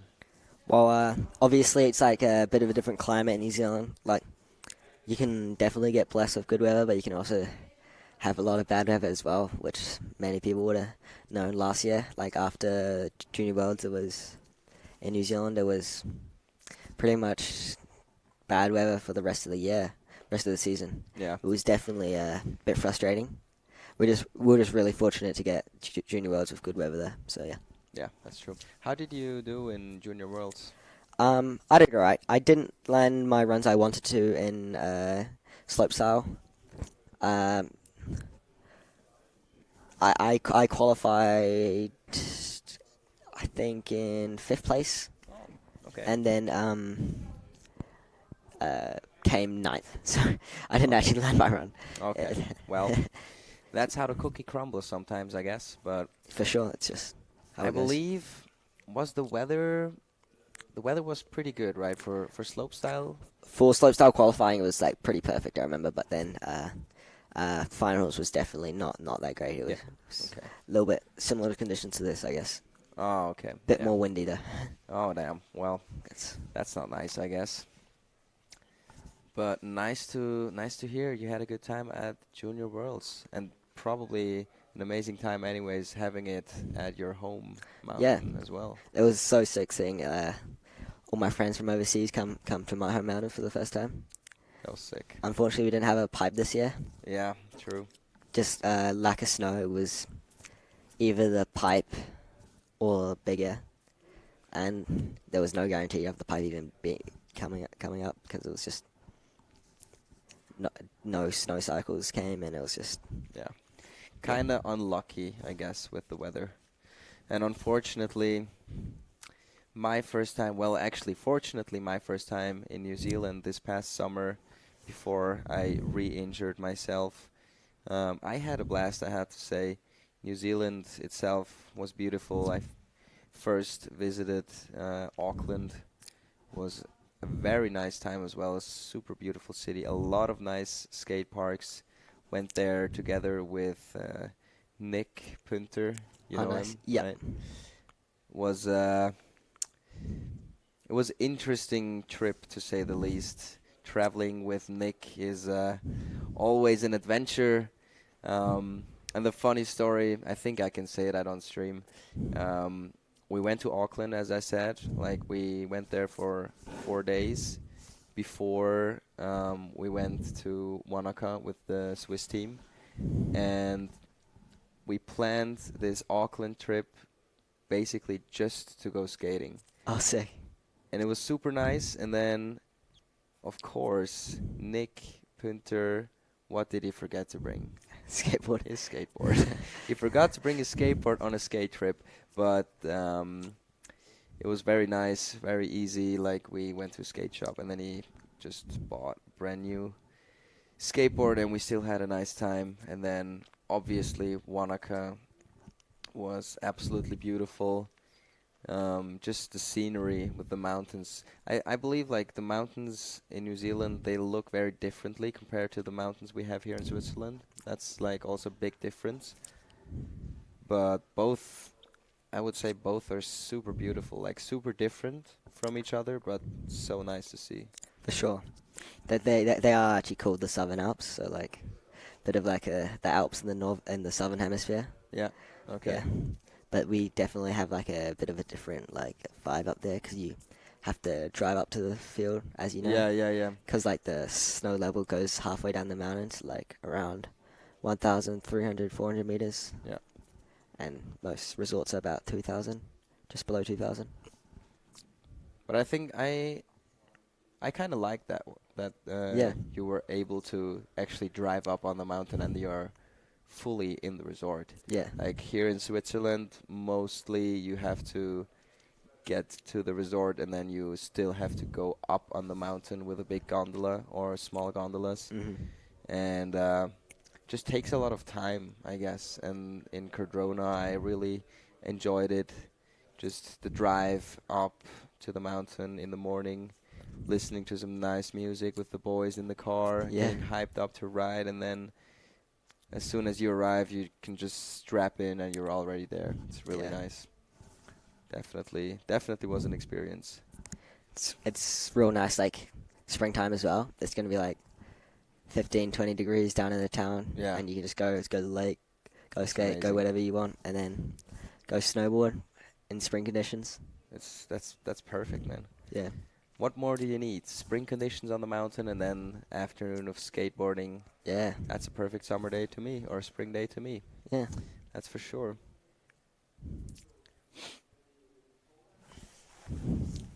Currently still waiting for the weather to clear out. As you can see, not very easy for us as well. We're trying to keep it loose, trying to keep you guys entertained in the chat.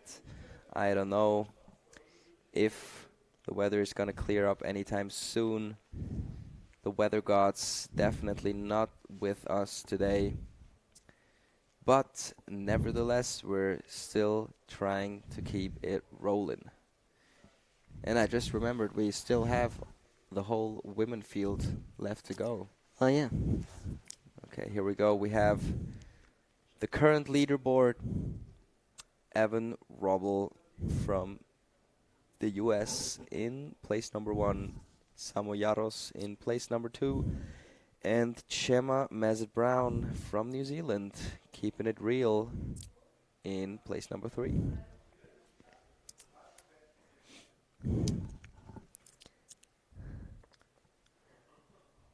And here we have some more unlucky riders, I would say, who didn't quite put down their ideal runs.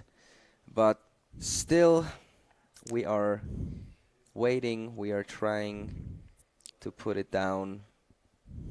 Eli Bushard in place number 15.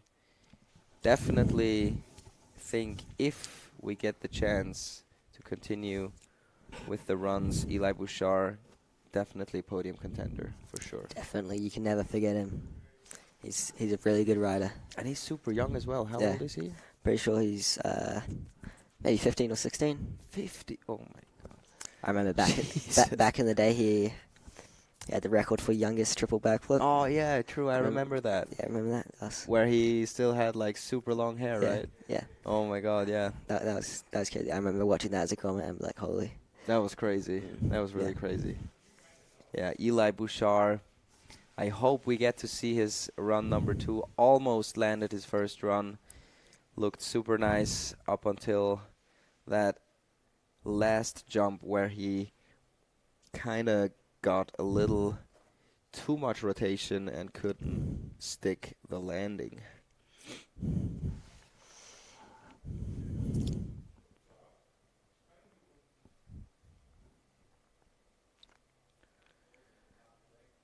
Well, let's see. For the people that are watching, what are your suggestions for the podium of today? Who do you have in first, second, or third? Let us know in the comments. I'm curious to see where your mind is at. And maybe at this point, another shout out to Sunrise, the sponsor and main partner of Swiss Ski and Swiss Snowboard, supporting and sponsoring this live stream. We appreciate you for putting up this possibility for us to broadcast this amazing contest. Actually, I feel like it's necessary to put out these Eurocup broadcasts because the level of Eurocup riding is getting better every year, and we're getting closer that Eurocups are even more on a World Cup level, in my opinion. Like, do you remember the Laax Eurocup from last year? The level in the final was absolutely crazy, and I think, in my opinion, I know the course was different compared to the Laax Open, but jump-wise and trick-wise on the jumps, I would almost dare say that the level in the Eurocup was higher than in the Laax Open. Yeah, it was crazy. It was definitely pretty hectic. I was competing in that last year. Yeah. I think I qualified second in my heat. Oh, really? Behind Hubercup, that's right. I was looking at it a couple of days ago. And how did you do in finals? It was a bit of the same thing. I tried to go all in. I did the... What did I do?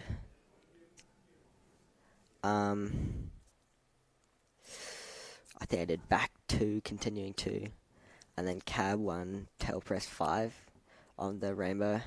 Oh my god. And then cab 14, so direct 12, back triple, and I just under rotated the back 14 just a bit. Damn. It's a bit of the same thing that happened this year, just not sticking that landing of the 14. That's a tough call, but I guess when you're in finals, you have nothing to lose, I guess. Pretty much. That's also my mindset. If I'm in a final, I definitely want to go all in and try to put down the best run possible with my skills, and just hope to put her down. And sometimes, maybe if there's if it's super tight in the ranking, in the overall ranking, then in my opinion it makes sense to keep it a bit safe, so you just get some points and don't really totally fuck up in the finals. Then it makes sense, but other than that, I would say finals is always the time to go all in, for sure. For sure. And like with these Europa Cups, the Laax one and the Kovac one, they're Europa Cup premium, so they offer more points for riders. Yeah, that's true. So you can see many riders like Dane Menes, who's my teammate. He's opted to do the Europa Cup instead of teens, the World Cup that's actually on right now. Yeah. Because it's actually got quite a good points, and it's actually winning Europa Cup premium can actually give you more points than like a top 10 World Cup finish. Yeah, that's true. So strategy-wise, I would say that was definitely a good move for Dane to stay here in Laax and compete in the Laax Euro Cup. Unfortunately, the weather looks not very nice right now, but as you said, competing in a World Cup and getting a top 10 result might not give you as many FIS points compared to getting a top 5 or even a top 3 placement in the premium Euro Cup that we have here today. So strategy does play a big role right here. And we're still still waiting for the weather to clear out. And that's going to be very interesting if we're going to start over again. The next rider, Bart Paul, definitely having different conditions than compared to the other riders that dropped in before him. Gonna be very interesting to see how he is handling the fresh snow, the different snow conditions coming up, hopefully in a couple of minutes.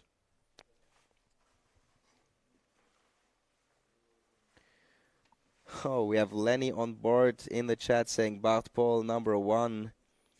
Love to see it. Showing love to the Netherlands rider.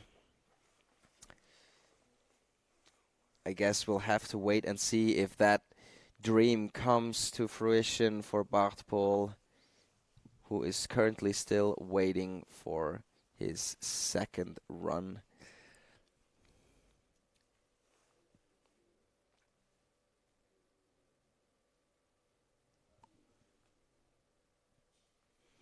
So we talked about it before. You're spending the New Zealand winter obviously down under in New Zealand, and the European winter out here in Laax mostly.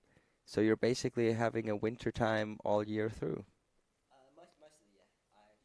I still have to do school. Oh yeah. It's my last year of school. It's pretty difficult in New Zealand, going to school and then going up the mountain. I can imagine, yeah. But yeah, I usually have like a little bit of summer, maybe like 2 weeks. Any vacations planned? Usually I try to go surfing with my boys in New Zealand. Nice. I try to do that like whenever there's good surf. There's usually real consistent surf through summer and winter in New Zealand. Okay, so like, nice. It's always cool to go. Sweet. And I heard there are some nice secret spots in New Zealand. I think who was it? Finn Billis. Oh yeah. Told us about a secret spot. Well, he actually said he was going to a secret spot and we could join him, but he wasn't going to tell us where the secret spot is because obviously then it's not going to be a secret spot anymore. Yeah. But yeah, I definitely I'm keen to go surfing a little bit more. I've just been once in south of France in Mollier for a 1 week surf camp, and I had an absolute blast. I ate so much shit, but it was so fun actually. Yeah. And I feel like at the beginning of trying to learn how to surf, you're gonna eat shit no matter what. That's just a game. Just learning how the ocean works and how the waves work is kind of hard, but it's so rewarding just catching one wave, and it's such a crazy feeling. For sure. We had a bunch of small wave days where we just took out some longboards and just fucked around on them, and it was so much fun. Yeah. And then some messy days as well. And I don't have my own surfboard, so I kind of had to take the ones that we got from the surf camp. Like I took a short top softboard, yeah, like a 6'3" maybe. Nice. And I went out in the messy waves, and I got so lost. It was so hard. Yeah, it's so fun getting out of your comfort zone in big waves. Yeah, for real. It was kind of fighting for my life out there, but still, like, it was in between, like, fighting for my life, but still having a blast being out in the ocean and just feeling the power of the waves. It was crazy. It was really nice. But the locals actually in Mollier are not too nice, I have to say. They were pretty grumpy, for sure. Surfing's like pretty like a gatekeeping sport, you know. Yeah. Like I don't find that it's that much in New Zealand. I've never had a bad experience with any locals in New Zealand, but like I've heard stories of overseas, like angry locals, you know. Yeah. But in New Zealand, where I surf anyway, there's like crowding is not a problem. Like, okay, we're lucky to see one person out there the whole day because it's so like remote. Like, that's nice though. That's nice to have a place where you really can just surf and don't have to look out for anybody else. There's like so many breaks all on the New Zealand coast. There's like, on especially the South Island, like the West Coast and the Southwest Coast. There's just so many potential breaks.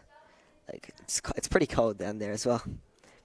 Well, I guess gotta get used to the cold water. Yeah. I enjoy some cold water anyways. Maybe while we're waiting. Oh. Nick Punter just says Molliet is shit. Well. I guess Mollier is not the best place for you, Nick, to surf, but you're in Bali right now, so mate, just enjoy Bali and get well soon, by the way. Nick is currently injured, has a little injury in his knee. We're wishing him a good recovery, and I hope to see you soon, my bro. Yes, sir. But anyways, what I was going to say, maybe give me a little insight on your training routine. Do you have a training routine or a morning routine or any stuff like that going on in your life right now? Well, since I'm running both pipe and park, it's obviously a bit difficult because you gotta train for two sports pretty much. So like I tend to ride the pipe in the morning at Laax, just because that's when it's usually the best. You get the hard walls, and like the smooth transitions, which every pipe rider loves. And then in the afternoon, I usually switch to slopestyle because you can always like ride slope course when it's bumpy and all this stuff. That's like, true. It's They both the sports go like hand in hand. They're like pipe definitely benefits slope, same way that slope definitely benefits pipe. Like I really like admire like Thao and like the Korean. Oh yeah. Licky, yeah. They're both real good riders. Yeah. Like they ride both pipe and slope, and you're gonna see in their riding that they're just really good technique-wise. You can also see that in Yonas Hustler's riding, who is also riding both slope and half pipe. Just, I think you just grow as a snowboarder if you do both as much as possible. For sure. I used to do both for a long time, and then I think maybe 5 years ago I decided to fully focus on slopestyle and big air. And the funny thing was, in that time where I started to focus only on slopestyle and big air, I still had this goal in my head of doing a double in the pipe. Oh yeah. And then I was like, okay, one time I want to do a double in the pipe. And they had the side hit on the slope course, the shark fin. Oh, they yeah. still had that thing going. Then I did some doubles from the side hit. And then I thought to myself, well, the side hit is pretty similar to a half pipe hit, so maybe I have it in me. And then 1 week I just started to do the same as you do, like go to the pipe in the morning, just enjoy it and just take some laps. And then I did a couple cripplers and crippler 7s. And then all of a sudden I was like, one day in the morning, I thought like, okay, I'm just going to go for a double. And then I did a double first try, and I was like, nice. Life goal ticked off the list. That was really nice. Good times for sure. It's definitely like one of those tricks that just feels so good. Yeah, for real. On the pipe. Which double did you learn first in a pipe? Did you do the cab first or the front side? Well, I did the front side double first. I used to actually be like, I couldn't spin cab in the pipe at all. Yeah. Like, I used to be so bad at cab. And then I just sat like his whole season down and said, I'm just going to spin cab my whole season. And that's what I did for like a month. And I learned a cab double, and like I can do cab in my run now. And like, I can spin cab now. So it's like, I guess it was worth it, right? Yeah, for sure. Your cab double is pretty freaking solid. Thank you. Hell yeah. Yeah, I learnt my front double first. I was actually, I think I was maybe 14 years old. My first 14? First front double, goodness. I think. It was a while ago. It was, I think it actually took me 20 attempts. 20 attempts, okay, that's hard. Yeah, it was. Did you walk up the pipe? Did you do single hits or? Well, no. In New Zealand we got a pommer, so like it's quick as laps. Oh yeah, true.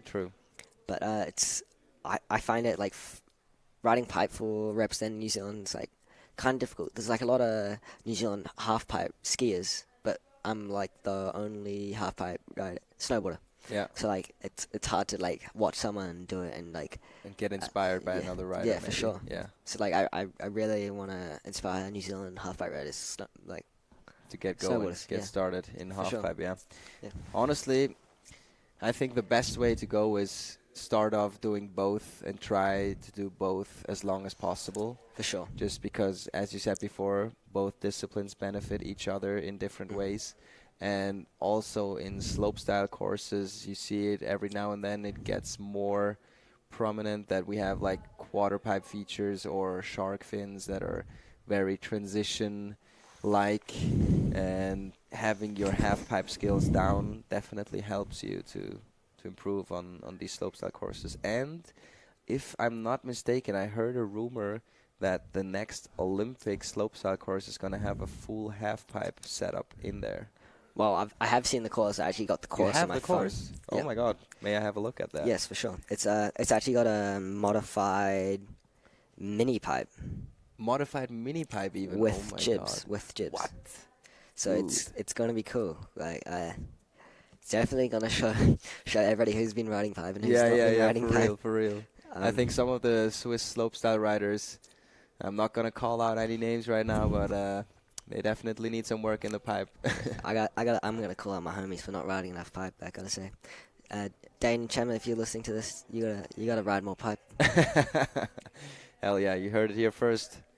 Gotta start riding pipe if you wanna get a good rundown in the next Olympic Winter Games, which are gonna be hosted in Italy actually.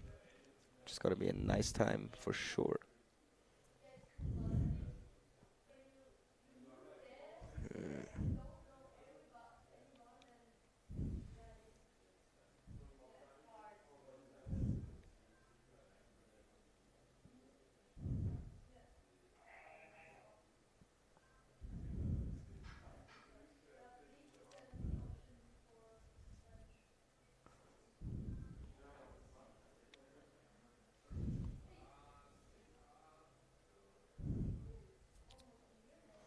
Here's the half pipe.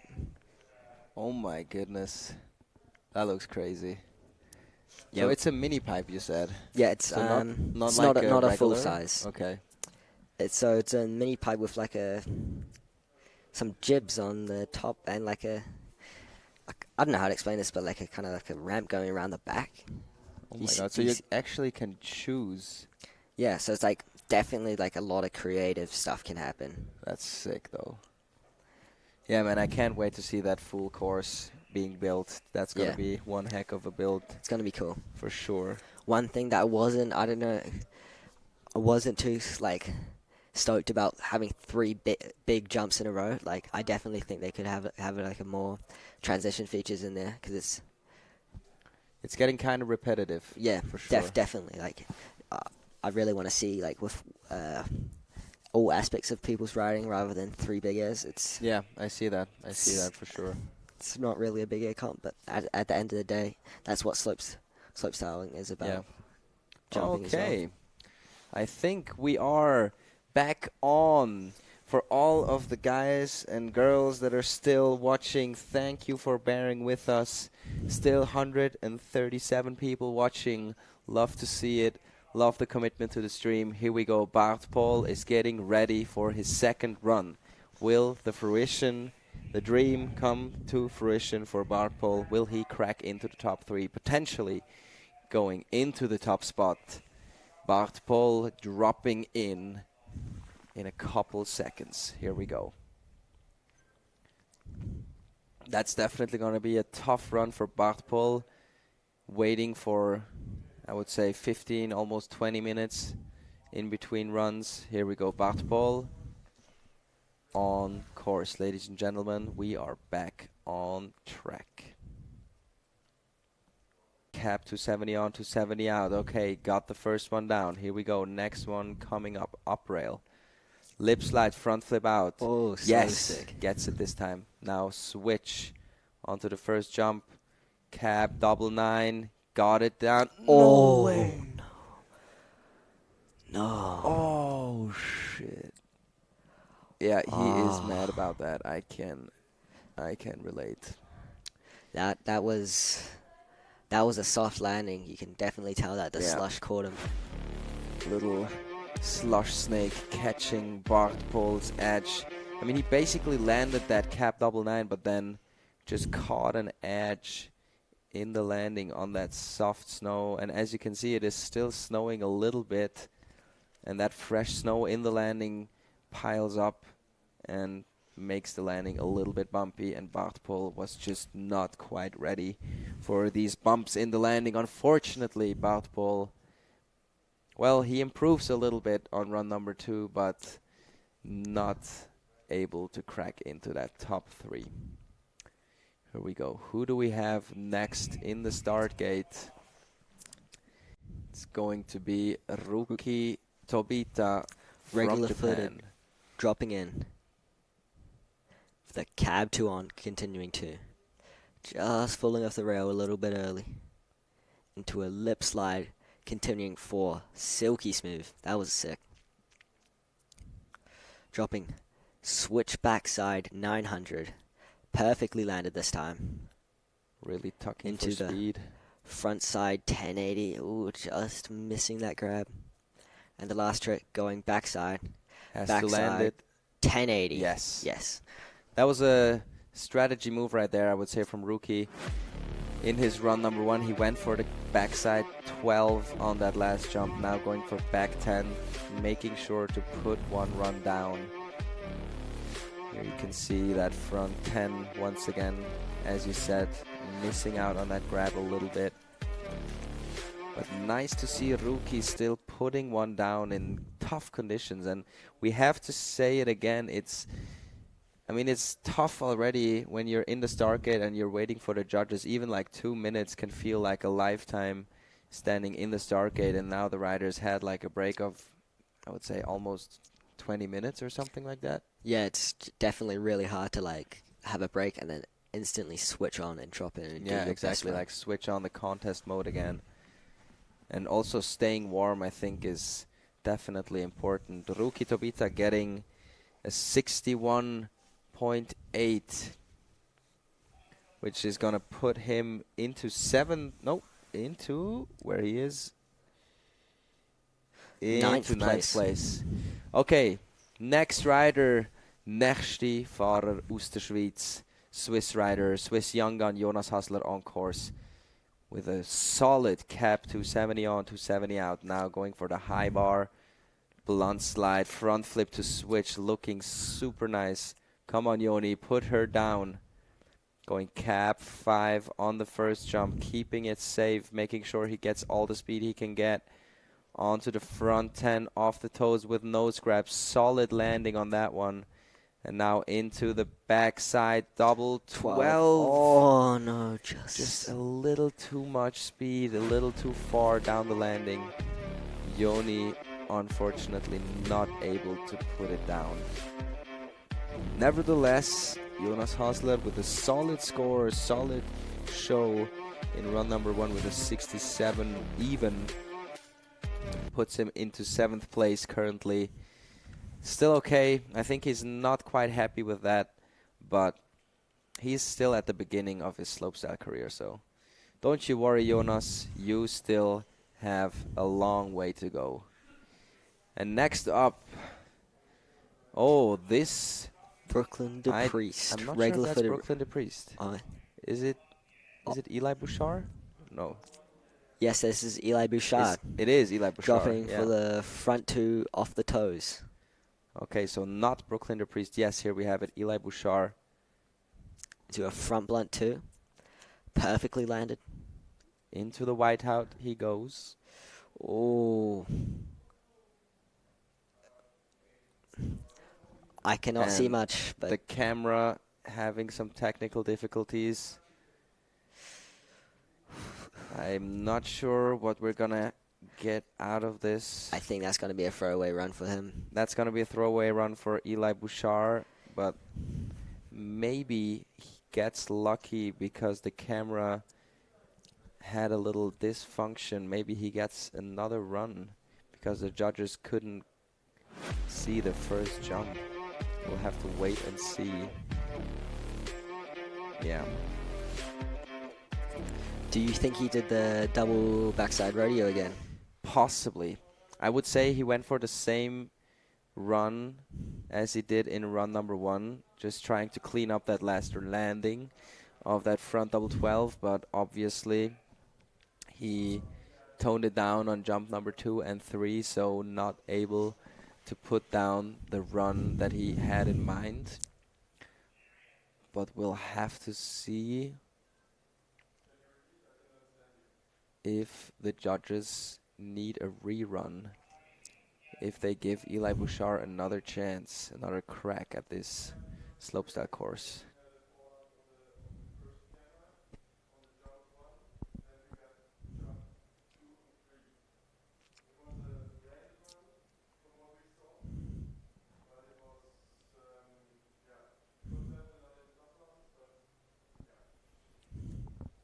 Judges are currently discussing what they are going to do.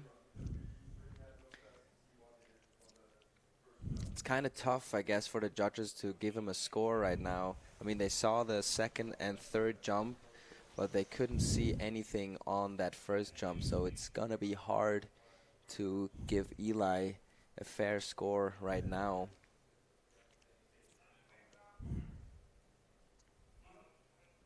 Okay, I'm not quite sure what the end result is right now. In any case, we have the next rider, and if I'm not mistaken, that is our current leader, Evan Robble from the United States of America. Yeah, he's in a really good position right now. He's got a good solid 5-point lead. What do you think is his strategy going to be for run number 2? Well, obviously he's not last to drop. There's still, I'm pretty sure, Dane to drop after him. Yeah.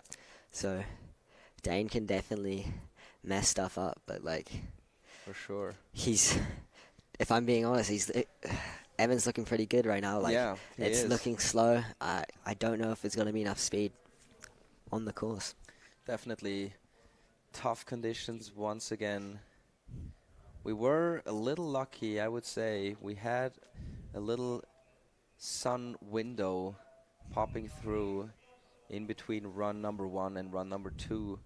So a couple riders got lucky with the weather, but Evan definitely is looking at a white out slopestyle course right now. We're currently waiting for Evan to drop. Not quite sure what's going on. We still haven't seen the score for Eli Bushard. Still hasn't got his run number 2 score. So maybe there's still the possibility for Eli to do another run because the judges couldn't see that first jump. We'll have to wait and see if that is gonna happen or not. And I just saw Eli getting carried up by the Ski-Doo. So maybe it is going to happen. Let's wait and see. Angela Fuhrer says rerun. Yes, I kind of agree, but we're working with some heavy weather right now, so not sure if we get a rerun, but we just got the confirmation that Eli Bushard gets the lucky chance to put another run down. Actually, I'm kind of glad, and I think he's going to be glad as well. Yeah, I bet he's going to be really happy. He looked like he didn't put down the run that he wanted, so now getting another chance, that's going to mix up things very much, I suppose. He can definitely put down a good run in these conditions. I agree. I hope he puts down that first jump. I believe in the run before where we didn't see that first jump, he kind of had some trouble on the landing. So will Eli Bushard be able to make his rerun worth? Okay. Weather conditions still super tough. Okay, we just got word that we are having trouble to see anything on jump number 2 and 3. The fog is just a bit too dense right now. Even though we have a nice camera setup, there's no possibility for the judges to see anything on jump number 2 and 3. So we will play the waiting game once again. So I guess we're gonna engage a little bit more with the chat. Do we have anything interesting going on in the chat? Still 150 people looking. Love to see it.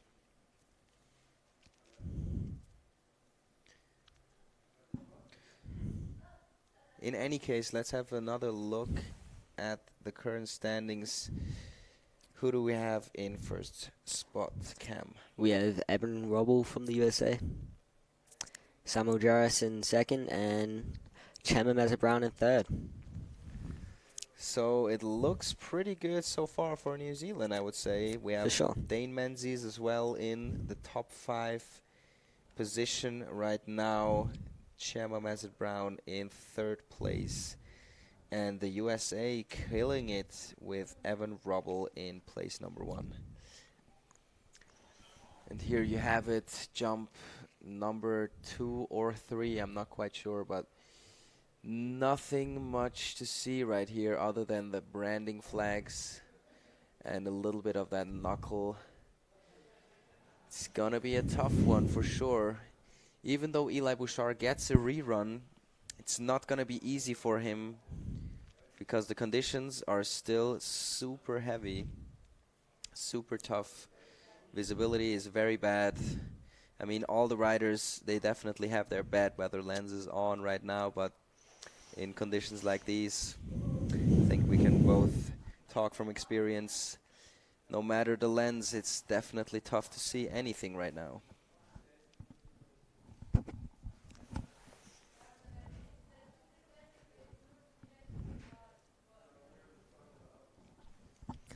For riders, we still have to drop. We have Dane Menes, Eli Bushard, and Evan Robble.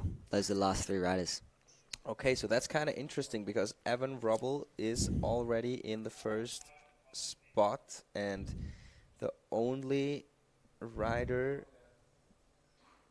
that can mix things up is Eli Bushard or Dane Menes as well.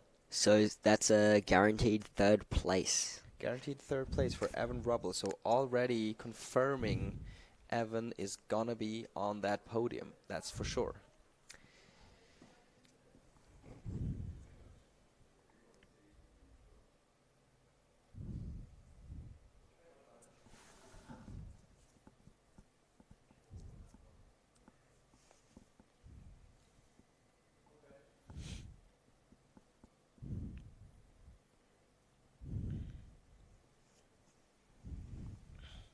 So we talked about it before. You're going to go to Korvac for the Premium Euro Cup in Slopestyle, Big Air, and Halfpipe. When are you going to go to Korvac for a training session? Or have you been there already? I was actually in Korvac mid-December. Mid-December. Mid-December, I was there for the pre-season camps. You know those? Yeah, that was super sick. Super great course. It was fun as the jumps were amazing. Just like normal Korvac having like some of the best jumps in the world. That's true. And also, I would say one of the best pre-season setups that you can have in Switzerland for sure. During December, they call it the progression days. Always putting up an insanely nice setup. Korvac definitely the place to be in the early season if you want to get some nice slopestyle training going. That's for sure. Did you see the course that they built for the World Cup that is happening next week? No, I haven't seen the course yet. It's actually pretty amazing. Let me see if I can find something on the gram. They are going for 2 quarter pipe hits once again. I think they're gonna do one after the first rail section, and then they're gonna have another quarter pipe hit at the end of the course. Here we go, take a look. Oh, that is so sick. Here you have the bunch of different rail options, and the quarter pipe into the landing, and the classic 3 jumps. And then I think this is the end, which is kind of crazy because the first quarter pipe hit is into a landing, and then the last one is a normal quarter pipe into a bunch of cool rails. So, and this rail actually looks fucking insane. I hit that rail during the progression days. And how was it? It's, for you guys watching, it's a down, flat. No, it's a flat, down, flat, up, flat. So a lot of things going on that rail for sure. It's pretty hectic. Like, you definitely got to be on top of things. Yeah, for sure.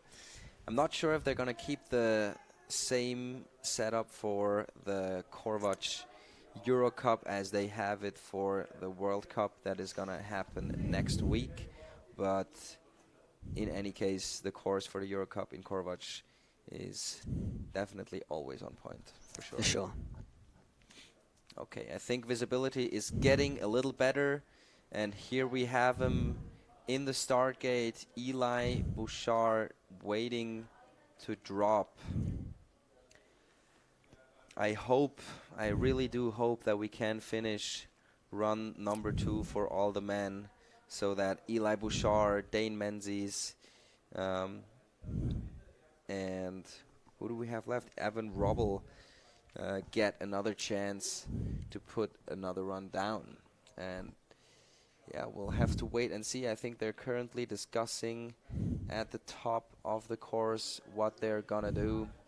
You can even see Dane Menes right there. I believe he's definitely gonna push for it, that they're gonna do another run. Let's wait and see what's gonna happen. Hopefully, I do hope that we're gonna get this second run going. Eli Bushard already strapped in, ready to go. Well, Dane's our top qualifier from qualifications. He was in a heat 3, and he did the switch front board press 2 into the front blunt 6, and then front 12, switch back 12, and to back 16 tail. So he got I think a 93, and that must have been the best score of the day, right? It was. That's why. Okay. That's why he's the top qualifier. So true. He might be pretty stoked if things get called off. Yeah, because well, I think they have like 2 possibilities now. Either they're gonna count one run of the final, or they're gonna call off the whole final and take the qualification results, which would be nice for Dane Menes because then he's gonna be the winner. But it would be not so nice for Evan Robble, who is currently sitting in first place after run number 1. But I guess we'll just have to wait and see what the final decision is. Visibility is still very much tough on the whole course. I dare say, unfortunately, not that much wind happening right now. If there would have been a little bit more wind, maybe the clouds would move a little bit faster out of the way. But yeah, it's not looking very nice so far. We'll keep our fingers crossed and hope that this final is gonna finish with run number 2. Yes, sir. In any case, if it's not gonna happen, thank you to all the viewers already. Thanks for tuning in. I hope you still had a good time listening to us, watching some amazing snowboarding in some tough conditions. And yeah, thanks for being with us. Thanks for bearing with us in these tough weather conditions. And of course, I can already say I hope I see you guys again in the live stream for the Euro Cup in Korvac, where we're gonna have another nice little live stream going down in 3 weeks, I think. 3 weeks from now, we're gonna have the Euro Cup in Korvac going down. It's gonna be an amazing show. I hope for some better weather in Korvac than we have right now here in Laax, obviously. But nevertheless, we make the best of it.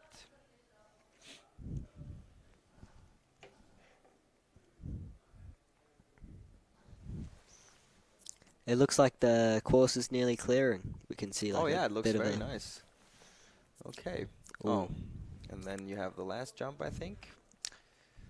Not very present at the moment. First jump looks good, but I think the problem is at jump number 2 and 3, where the fog is sitting right now.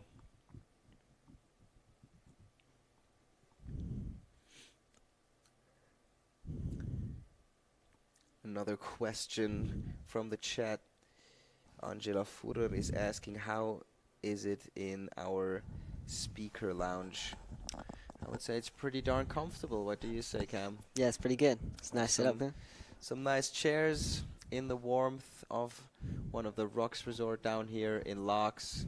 We're having a good time, that's for sure. Setup is muy bien.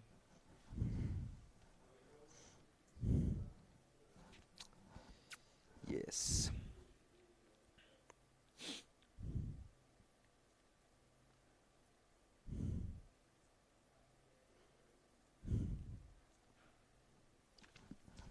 Do you have any predictions for the Teens World Cup? Oh, that's interesting. Actually, I think it's going to be quite difficult because for the snowboarders at least, it's the first time in a very long time that there's going to be a slopestyle competition in teens. And I haven't seen that many clips from the slopestyle practice, but I've seen some friends of mine. I don't know if you know Till Strohmeyer from Austria. He got the chance to compete in the World Cup right there, and he showed me his practice run, and it looked pretty decent. And also the course setup is very unique because it starts off with 2 jumps, and then they have, I think, 2 rail features, or no, even 3 rail features in between, and then another jump. So definitely makes for a unique slopestyle course. No transition features, unfortunately, but at least they kind of switched it up with the 2 jumps in the beginning and then to finish it off with the big jump at the end. So I think it's going to be a great show anyways, but I think Marcus Cleveland, if he took his time off, I don't know how he trained during his rehab from the concussion, but Marcus Cleveland definitely always one to watch out for during slopestyle competitions. And I think some Swiss riders definitely got the chance to make something happen. Nicky Huber, Jonas Bösiger, and also the young gun Jeremy Denda, also competing in the World Cup. And yeah, I don't know, it's anybody's game, I would say. Nothing is really set in stone yet, so it's gonna be a tough one to call. But in any case, Marcus Cleveland always a good one to go for. For sure, I agree. Is there any New Zealand riders in teens? Yes, there's actually 3 New Zealand riders, I'm pretty really? sure. I'm pretty sure. So, one of my other real good friends, Rocco Jameson, he's competing in teens. Oh, nice. He's a really sick rider. You've probably seen him riding around Laax. For sure. He's a really sick rider. Yeah. Always fun to watch. Yeah, first World Cup circuit this year, so this is going to be his second slope World Cup. So he's definitely one to keep an eye on. For sure. Also, Tian and Line. Not Oh, sure yeah, if they're Tian, of competing. course. Yeah, they're so sick. Great riders to watch. Real nice guys as well. For sure. Okay, they're currently discussing what's gonna happen in the next couple minutes. Unfortunately, we cannot listen into that conversation right now. We can only guess what's going on.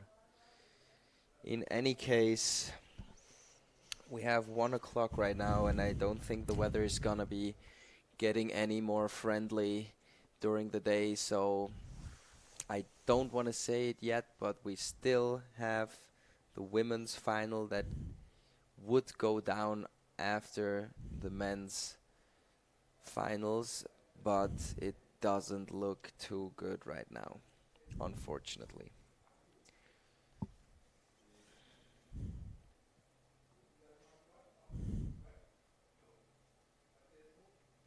In any case, let's take a quick look at the slopestyle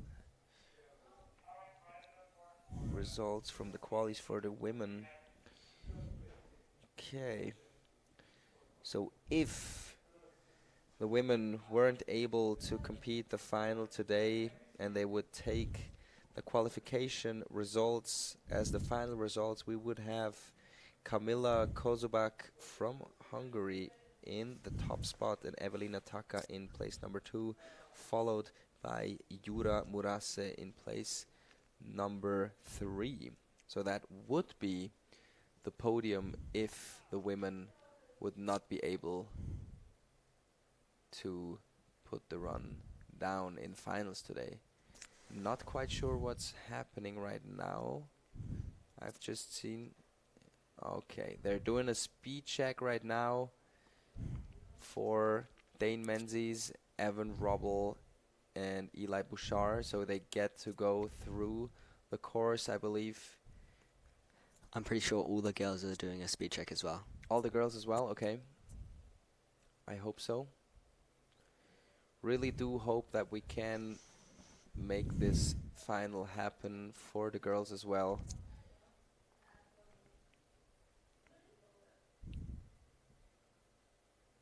We'll have to wait and see. It's a tough day today for this final competition.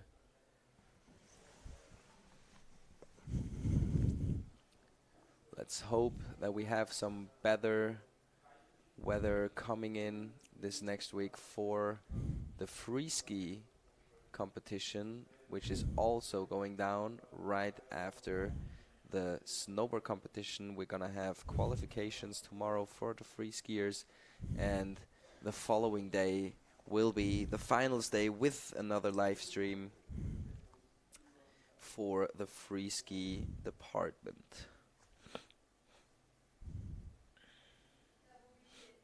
Is your brother also competing in the Euro Cup here for slopestyle? He was competing in the half pipe, but no, not in the slopestyle. Okay. He actually won the half pipe.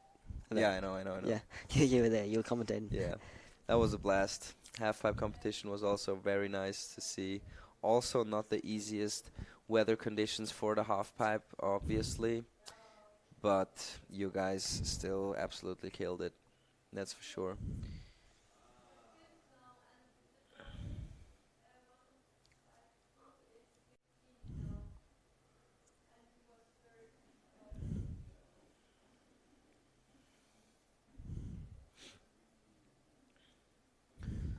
So, after speed checking, we're gonna have the final decision what we will do with the remaining riders of the men's final round.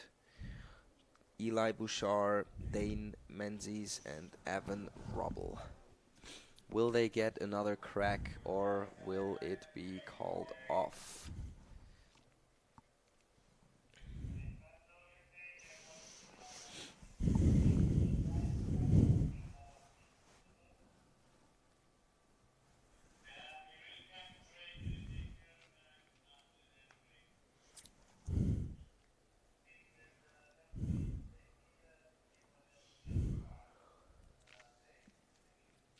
Okay, I think the speed check is done.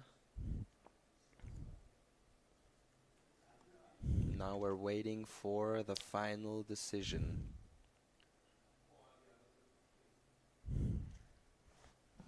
I think the meeting is happening right now. I really, really do hope that they get another chance to finish at least the men's final.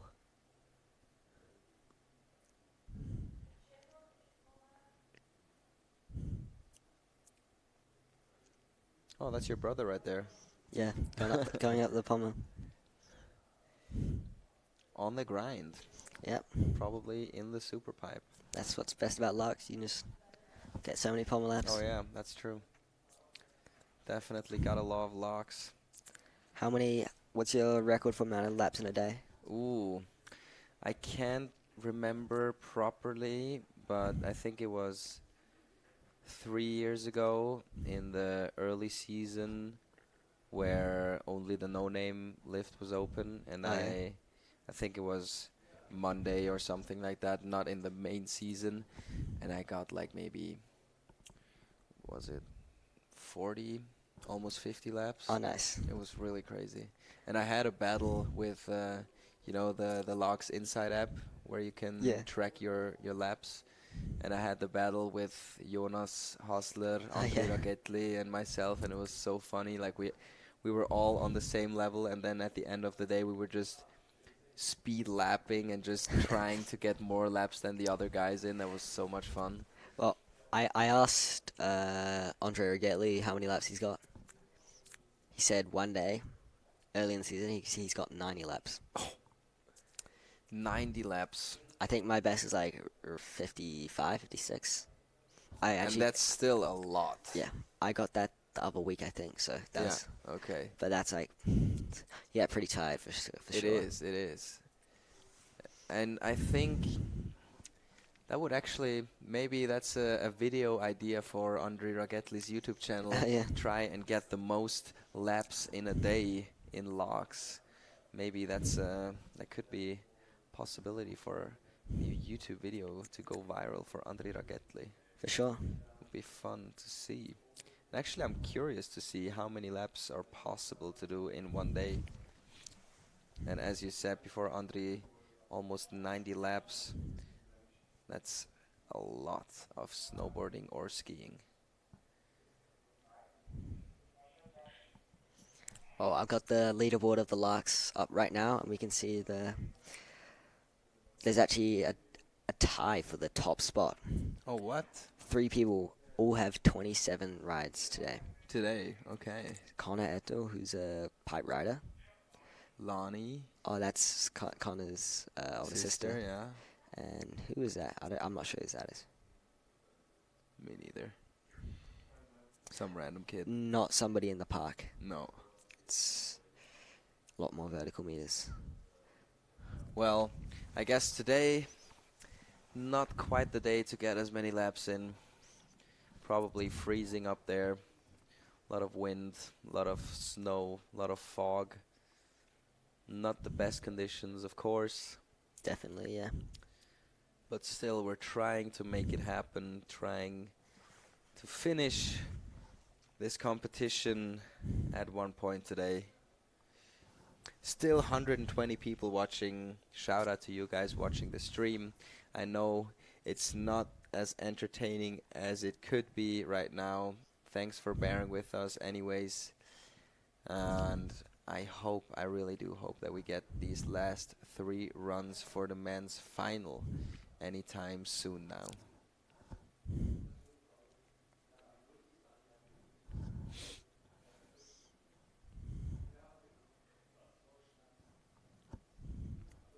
So is Laax your favorite mountain to ride at? That's a tough one to ask, but I would say if just park-wise, I can say with confidence that Laax is my favorite, for sure. Tightly followed by Davos, which used to be my home and local mountain. But like the difference, you cannot really compare Davos to Laax because Laax has such a huge setup and so many different parks.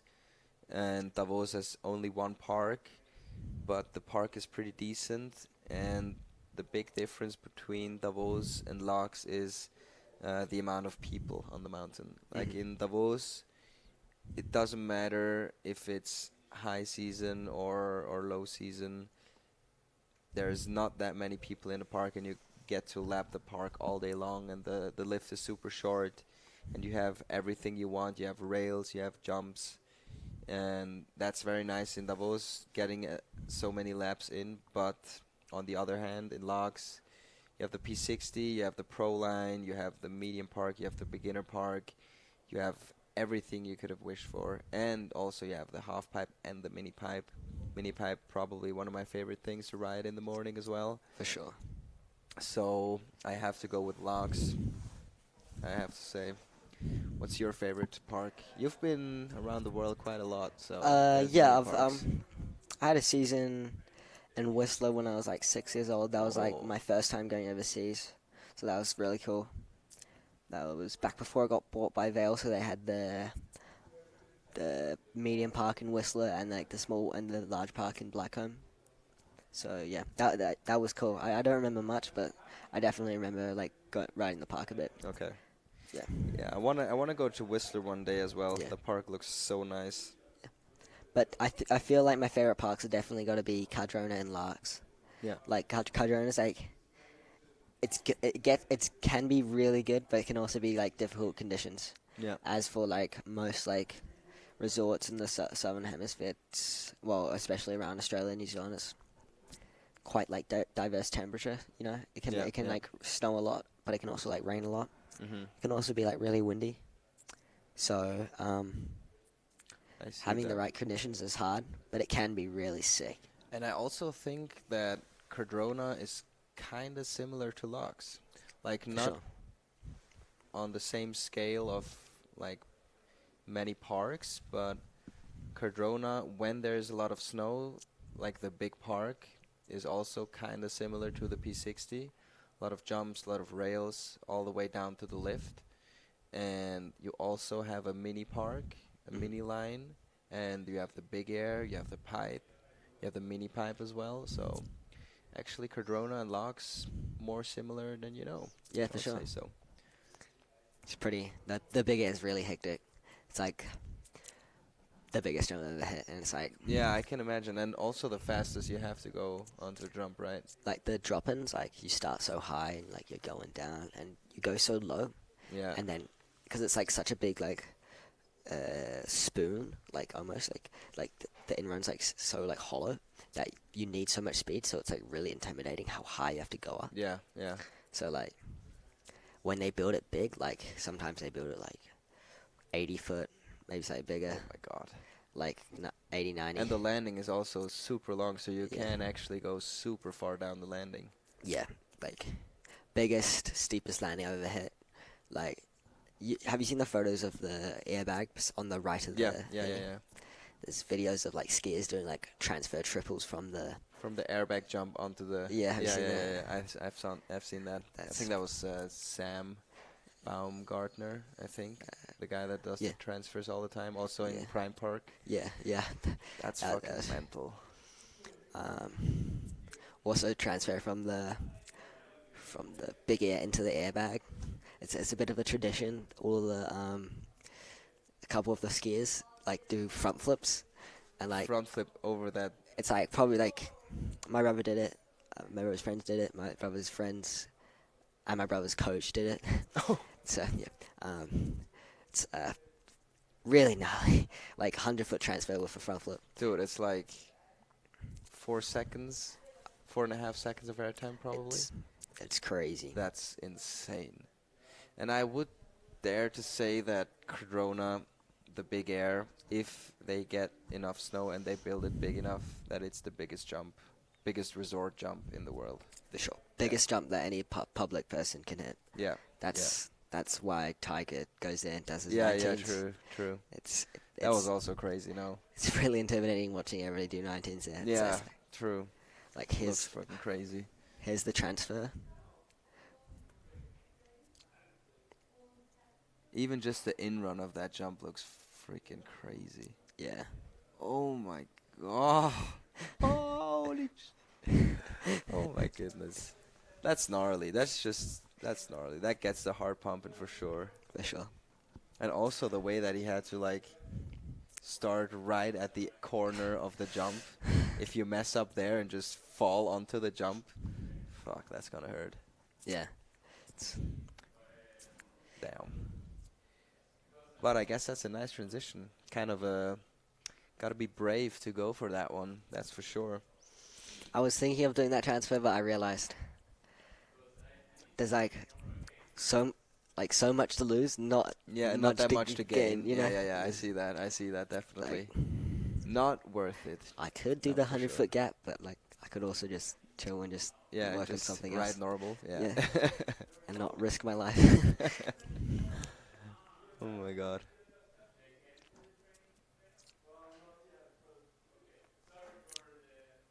Okay, we're still waiting for the final decision on this competition.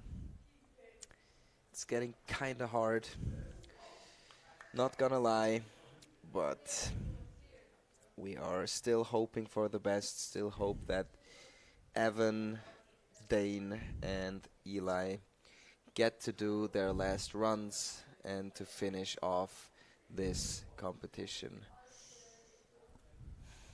I don't know. As you can see, it is total whiteout currently. Not very easy. Oh, but there's still some people shredding the P60. Love to see that.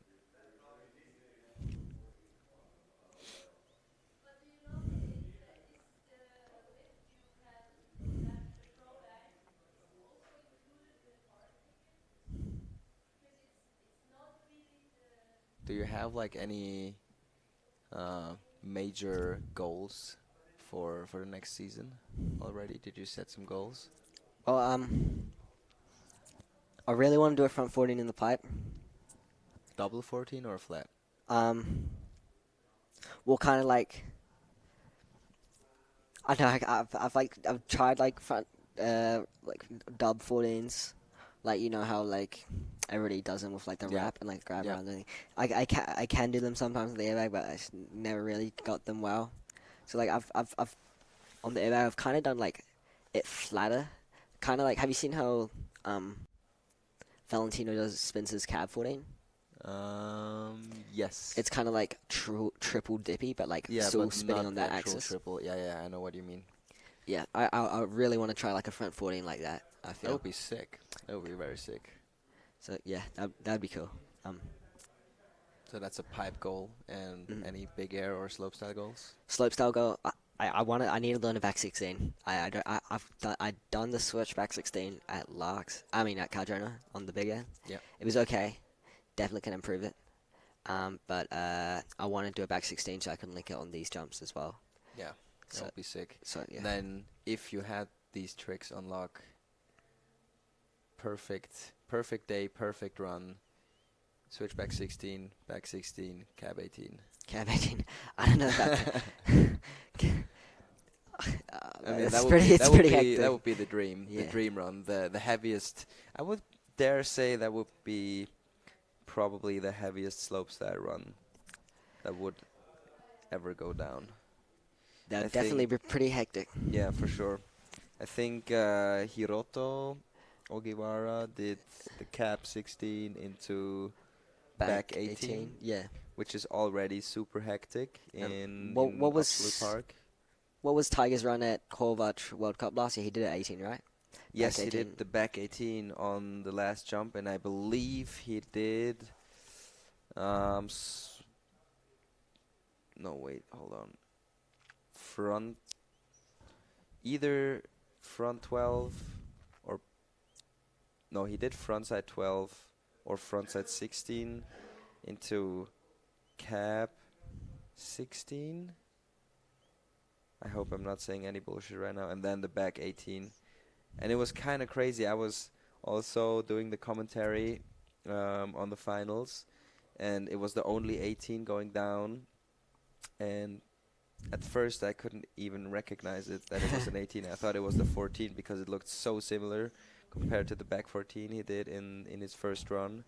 And then he did the back 18 and landed it, and I was like, hold on a second, that was a freaking 18. And I kind of went crazy on live TV. That was actually kind of funny. But yeah, it was good times for sure. And Taiga, man, he is on another level.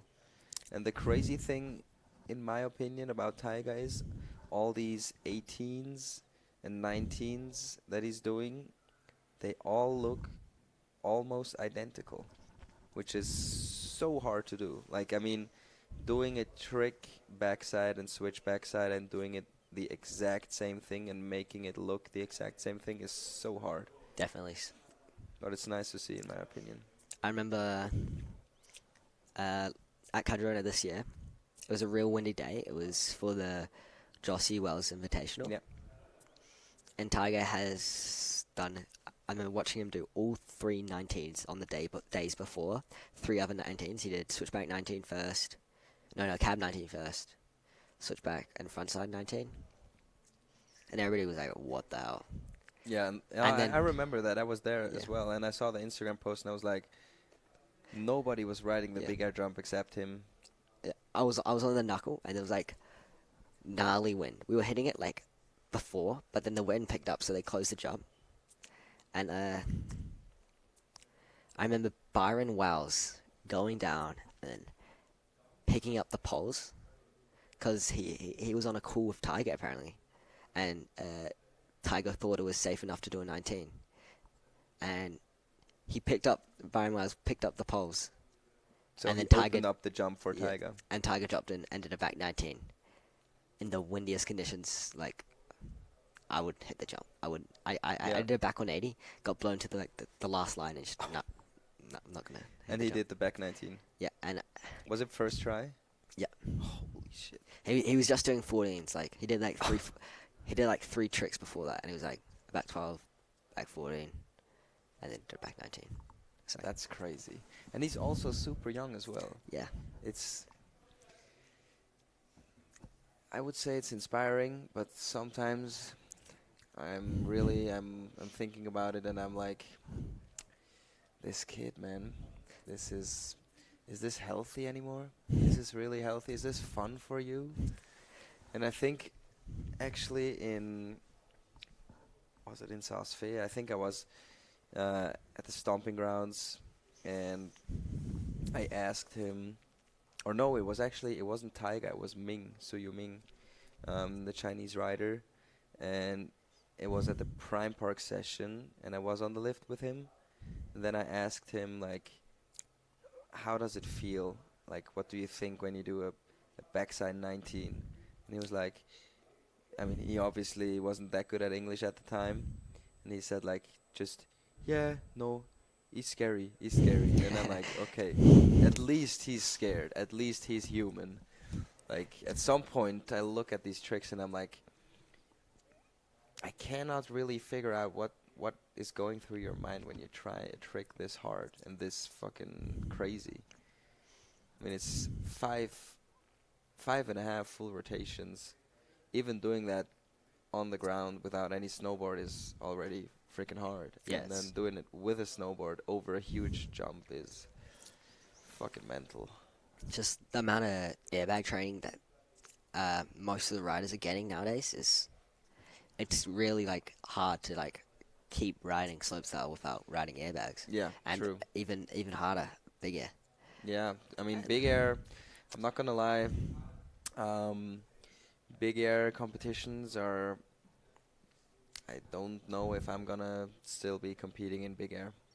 Yeah, because it's just, if you don't have that 18 on lock, and even if you have the 18 on lock, it's not certain that you get into the finals, which is fucking crazy. I remember the the Copper big air this year was a one trick to go to the finals, and that's always tough. Yeah, for like a big air, because then the level's even higher to get to the finals. I remember Tiger did a switchback 18, and he on first run he was in like second place or first place with that, and I think top 4 go to finals. And I thought he like did DNS or something. I can't remember. He just didn't do a second run, and then after the second run, he didn't qualify. He was in like 5th or something with a Oh my switchback 18 god. in his heat. That's crazy. That's So actually fucking crazy. that made me think. Hold up, That's switchback 18 not qualifying. That's pretty hectic. that's gnarly. Especially, in my opinion, the jump in copper, the big air jump, is super tough to jump. Or the For sure. time that I was there, I didn't really like it. It was like super short and very poppy. Yeah, very like short transition. Yeah, exactly. And that makes it even harder to like have the full control when you do these crazy tricks.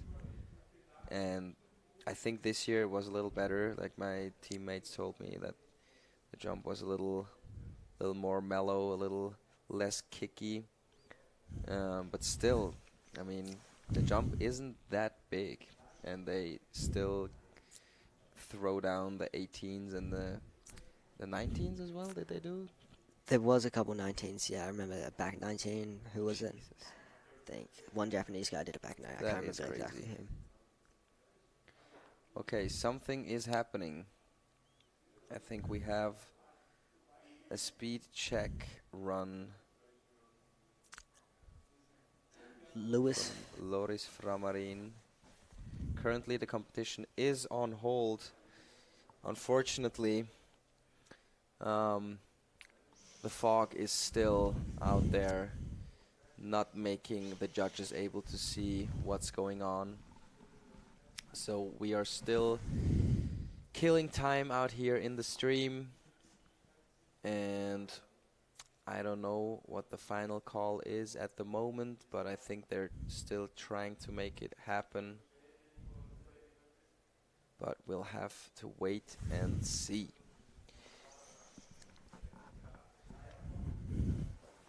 Okay, yeah. It's another speed check run. And then after the speed check, we'll maybe get some more information. Hopefully very soon. Bear with us. We only have 3 more riders to drop. We have Dane Menes, we have Eli Bushard, and Evan Robble. Evan Robble currently sitting in the top spot. He is already guaranteed a podium spot. Eli Bushard and Dane Menes yet to crack into the top 3, but definitely have the skills to take home the W today. It's gonna be an interesting one for sure,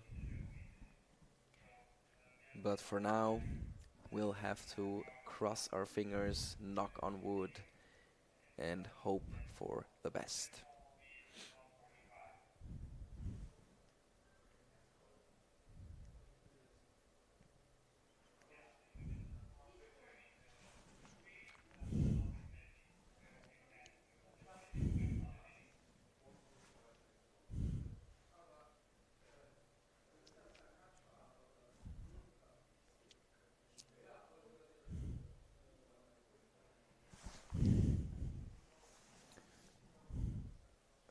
Okay, so we just got the information. Competition will be on hold up until 1:45, so about 15 minutes, and we're gonna make a quick little break, and we'll be right back at 1:45 with more information. Bear with us. Make sure you're not missing out on those last 3 runs. They can still mix things up on the podium. Make sure you stay on the line, get back on it on 1:45. Thank you for bearing with us, and we'll be right back after this short break.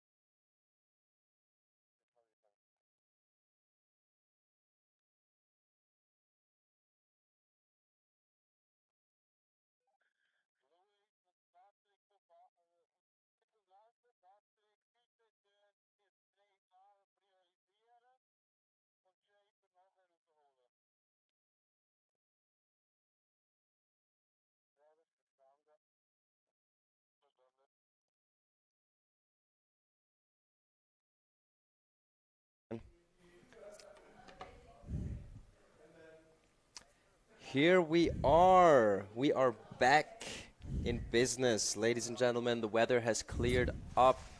Long wait, but we are certainly ready to get things going. And we're going to have a warm-up run for the left riders, 3 left riders, Evan, Robble, Eli Bushard, and Dane Menes. Only 3 more riders to go. They have a warm-up run, and then we're going to get things going once again. Okay, 3 more riders left in the start gate. Cam, what do you think? Yeah, I'm excited. I'm really excited to see what these guys can put down. Definitely a lot of potential in these 3 riders. Could definitely shake up the podium. For sure. We have Evan Robble already in the top spot, so he is secured on the podium. Now the only question left is, will it be number 1, number 2, or number 3? Still to drop Dane Menes, Eli Bushard, and Evan Robble. Eli Bushard getting a rerun from his second run because we had a little technical issue with the camera on the first jump, so he gets another go for his run, which I am definitely looking forward to, and I think Eli Bushard definitely is happy about that decision. Okay. To all the people that are still in the live stream, huge shout out to all of you still on it, still waiting for the action. Love to see your commitment to the live stream. Thank you very much. Oh, you got a little shout out here, I see. Yeah, thanks, Anne. Those are the Martins. You know Ollie Martin, the ripper from Summit County, Colorado, or from actually Vail. He's in the Vail Ski Club. He's done front 18, back 18. Jesus, how didn't I hear from him? He was at Youth Olympic Games. You know him? Not sure. Not sure if I heard of him, but nevertheless, shout out to the Martins. Alrighty, speed check. And after the speed check, we are ready. And we've seen the run from Evan Robble with that 14 at the end. He was, at least he looked very surprised that he landed it. Probably excited to land it, obviously. And then we have Eli Bushard, which almost had a perfect run in run number 1 with the double backside rodeo into the cap 12. And then on the front double 12 was where he fell because he had a little bit too much speed, a little over-rotated on that front double 12. And then we have Dane Menes, who did a frontside 9 into the switchback 12, followed by a backside 1080 in run number 1, which got him all the way up to 5th place at the moment. But we both know that this guy definitely has something more in store for us. Here we go, speed run. Speed check runs are going down right now. And their boys are still on it. Love to see. Oh. Well, that's not nice when you're doing a speed run. Damn, that's a tough one. Well, I guess Evan Robble, one of the riders who doesn't have to worry that much about the speed. Because he's currently in first place. He's sitting in first comfortably. Here you see Dane Menes. That looks very nice. Talking about speed. Jump number 2 looking smooth as hell. Oh. Here we go. Last jump is probably the one that is the least good from the visibility. But jump number 1 and 2 look pretty good to me. Okay, so now the 3 riders we just saw will go up again with the Ski-Doo. And then it's time for the final showdown, the Battle of the Titans, about to go down. Okay, obviously, I'm gonna ask you, do you think Dane has the mental strength to pull through and get the dub today? Well, it's obviously tough conditions. I think the logical step up for him in perfect conditions would be a back 16 tail on the last jump.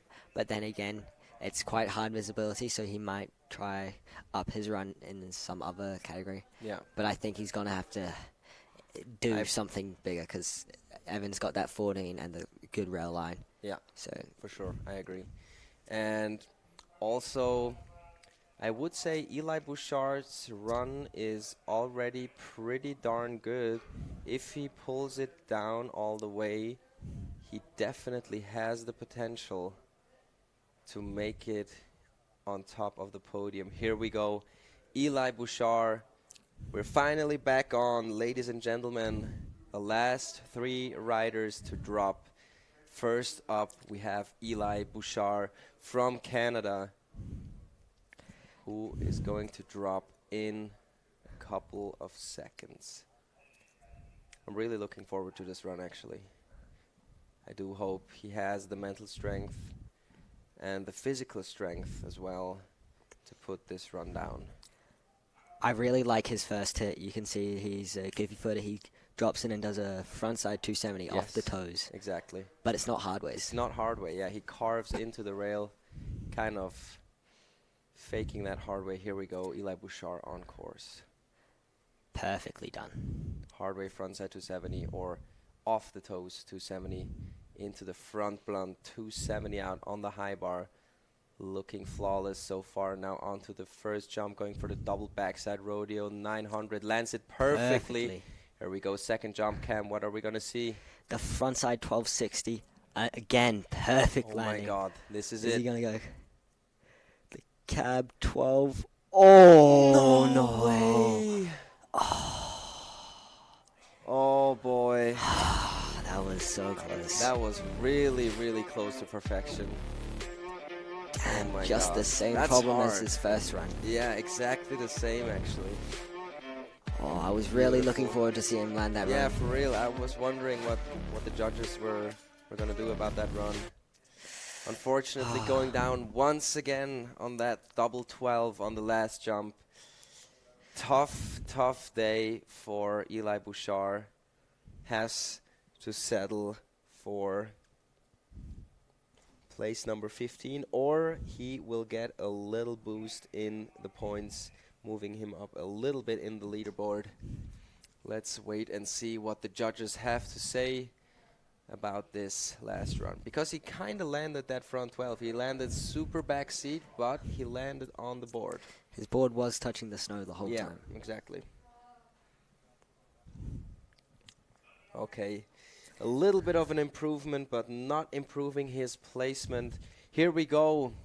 Evan Robble, guaranteed first or second place on course, starting it off with the quad kink once again. Board slide, pretzel, all the way through. Now coming in switch, going switch, blunt slide, Oh, underflip.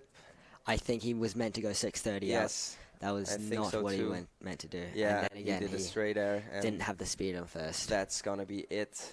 Unfortunately, now- that's a throwaway run. Now it's going to be really interesting. Only one more rider left to drop. Your teammate, Dane Menes. Yeah, all the pressure's on Dane. He's the first qualifier. Currently in fifth position. Yes. He's going to be wanting to upgrade that score. Oh, yeah, for sure. And I think he's going to have to do something big Oh, yeah. if he wants If the top he spot. wants that top spot, I think maybe not even that back 16 tail is necessary if he has his rails clean and he upgrades his first jump to a front double 12, because he only did the front 9 in run number 1. Front 12, switchback 12, back 12 maybe? Does he have any good back 12s? His run is usually front 12, switchback 12, back 12, yeah. Yeah. He's okay. got a good back 12. Okay. So I think that 12, 12, 12 combination definitely has the potential to shake things up in the podium. It's just got to be done perfectly. It just got to be done perfectly. And now all the pressure on Dane Menes. our last rider of the day. Here we go. Just waiting for Evan's score of run number 2, which is not going to be very high, obviously, because he didn't do the trick he was meant to be on that up rail. Kind of got his nerves in the way, I feel like, on that practice run they got right before where he failed. It's tough having a massive break and then going straight into doing your full run. And even just for that, just big respect to those 3 riders waiting on the mountain, waiting and hoping that the competition is still going down, and then to be able to still send it over these jumps. Just big respect, big amount of respect to all the riders. Evi Gielen is asking about the girls, and I am sorry to inform you, but the girls' final has already been cancelled.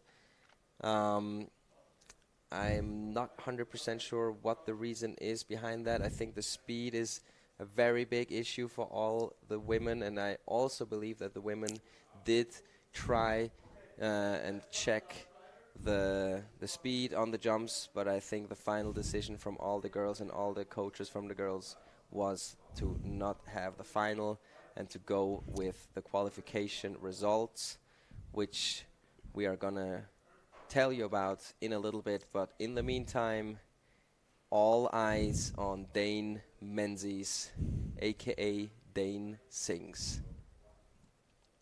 Go shoot him a follow on Instagram while you're here. Dane.sings, amazing content and an amazing singer as well. He does these really cool edits where he sings songs and does some gnarly tricks to them, so it's really worth checking out. It's really nice. Good entertainment for sure. Now to the snowboarding. On to snowboarding. Take it away, Cam. This is your teammate.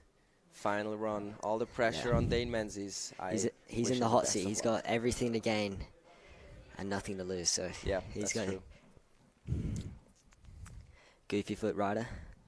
The first trick going to be the switch front board pretzel 2. Here we go. Nicely executed from Dane into the front blunt 630 out. Perfectly done.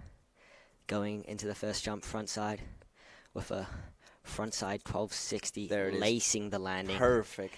Going to the second jump with the switch back 1260. Perfectly done. We're coming into the last jump. Going backside, what's it going to be? It's going to be a backside 1080. All right, backside 10. Perfectly. Okay, laces the run. This is going to be very interesting to see. Upgrading from the front 9 onto the front double 12.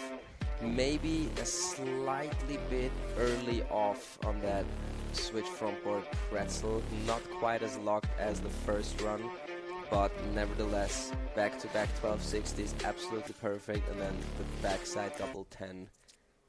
Perfect landing. This is going to be a nail-biter. Yeah, that was a perfect run. It was. Is it going to be enough to get into the first position? Oh my gosh. The score to beat is a 85.80 from Evan Robble. Will it be enough for Dane Menzies, the man from New Zealand? The half Canadian's actually from Banff. Oh, and okay. He's got a citizenship for New Zealand. Oh, that's why he spends a lot of time in Whistler as well, right? Yeah. Nice. The more you know. Okay, you think he's stoked on that run, or you think he wanted more? I have like a slight feeling he wanted to do a back 12 or maybe something more on the last. Yeah. But you could definitely see the speed was slightly slower. Yeah, for real. Nevertheless, great show, and already have huge amount of respect for all the riders today. Super, super tough conditions, but still able to lace crazy runs in a hard weather day like this. Score is coming in a little bit.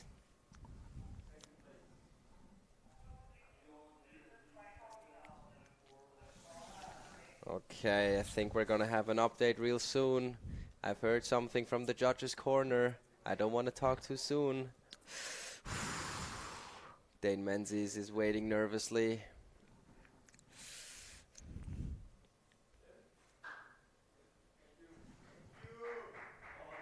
Okay, it's official.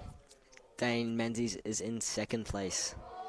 Okay, super close call at the end. Only almost 3 points apart from Evan Robble. So the final result, here you have it. Evan Robble from the United States of America taking home the win today, tightly followed by Dane Menes from New Zealand. And in third place, Samuel Yaros taking home third place. And in fourth place also Chema Brown, also from New Zealand. Eric Doviak with his first run of the day, actually, lacing it and getting him a fifth place finish. Billy Cochrell in sixth place from Great Britain. Shout out to my teammate from West Snowboards. And then tightly behind him, Yonas Hustler out of Switzerland. Love to see the young gun killing it in the Euro Cup. Here we go. On 8th place we have Anon Bosch representing South Africa. 9th place we have Ruki Tobita from Japan. In 10th place Niklas Suki from Norway. 11th place goes to Robertson Han Joshua all the way from Australia. 12th place Unai Lopez Sosa from Spain. 13th place Matia Milenovic. 14th place Eric Jurmu from Finland. Nice riding from all the guys, and here we have the last three. Eli Bushard, unfortunately, super unfortunate, on place number 15. Bart Paul, place number 16, and in the 17th place with still a heavy run, but unfortunately not able to put it down. But that's it, that's all. Yeah. Thank you guys for watching. Oh, before we finish, let's take a quick look at the women's ranking from the qualification. We have in third place from qualifications from Japan, Yura Murase taking home third place. In second place, Evelina Taka from Finland, and your winner of the women is Kamila Kozubak from Hungary. Shout out to the girls. Qualifications were an absolute blast to watch. You were competing yourself, obviously. Yeah. Just in general, nice competition. Thank you guys for watching, and another shout out to Sunrise for sponsoring this stream, and shout out to you, Cam. Thank you for having me. For coming here, and you did a great job, I would say. Thanks. I hope to see you in the next finals, obviously. Yeah. If not, you're welcome here anytime. Sweet. And thanks for listening, thanks for watching, and I wish all of you a great day, and stay healthy, stay safe, and I see you in the next one. Peace out. Grosse Träume brauchen ein bisschen Support. Es braucht gute Serviceleute, Vorbilder und einen Fanclub. Aber es braucht auch kein Rezept und Tüpfelscheisser, um die entscheidenden Hundertstel rauszufahren. Manchmal braucht es Überredungskünstlerinnen. Leute, die mit einer guten Einstellung an die Sache gehen und Sättig, die einen motivieren. Damit es läuft, braucht es eine gute Verbindung untereinander. Ein Technologiepartner, der alles gibt fürs Team. Und jemand, der dir sagt, go, go, go!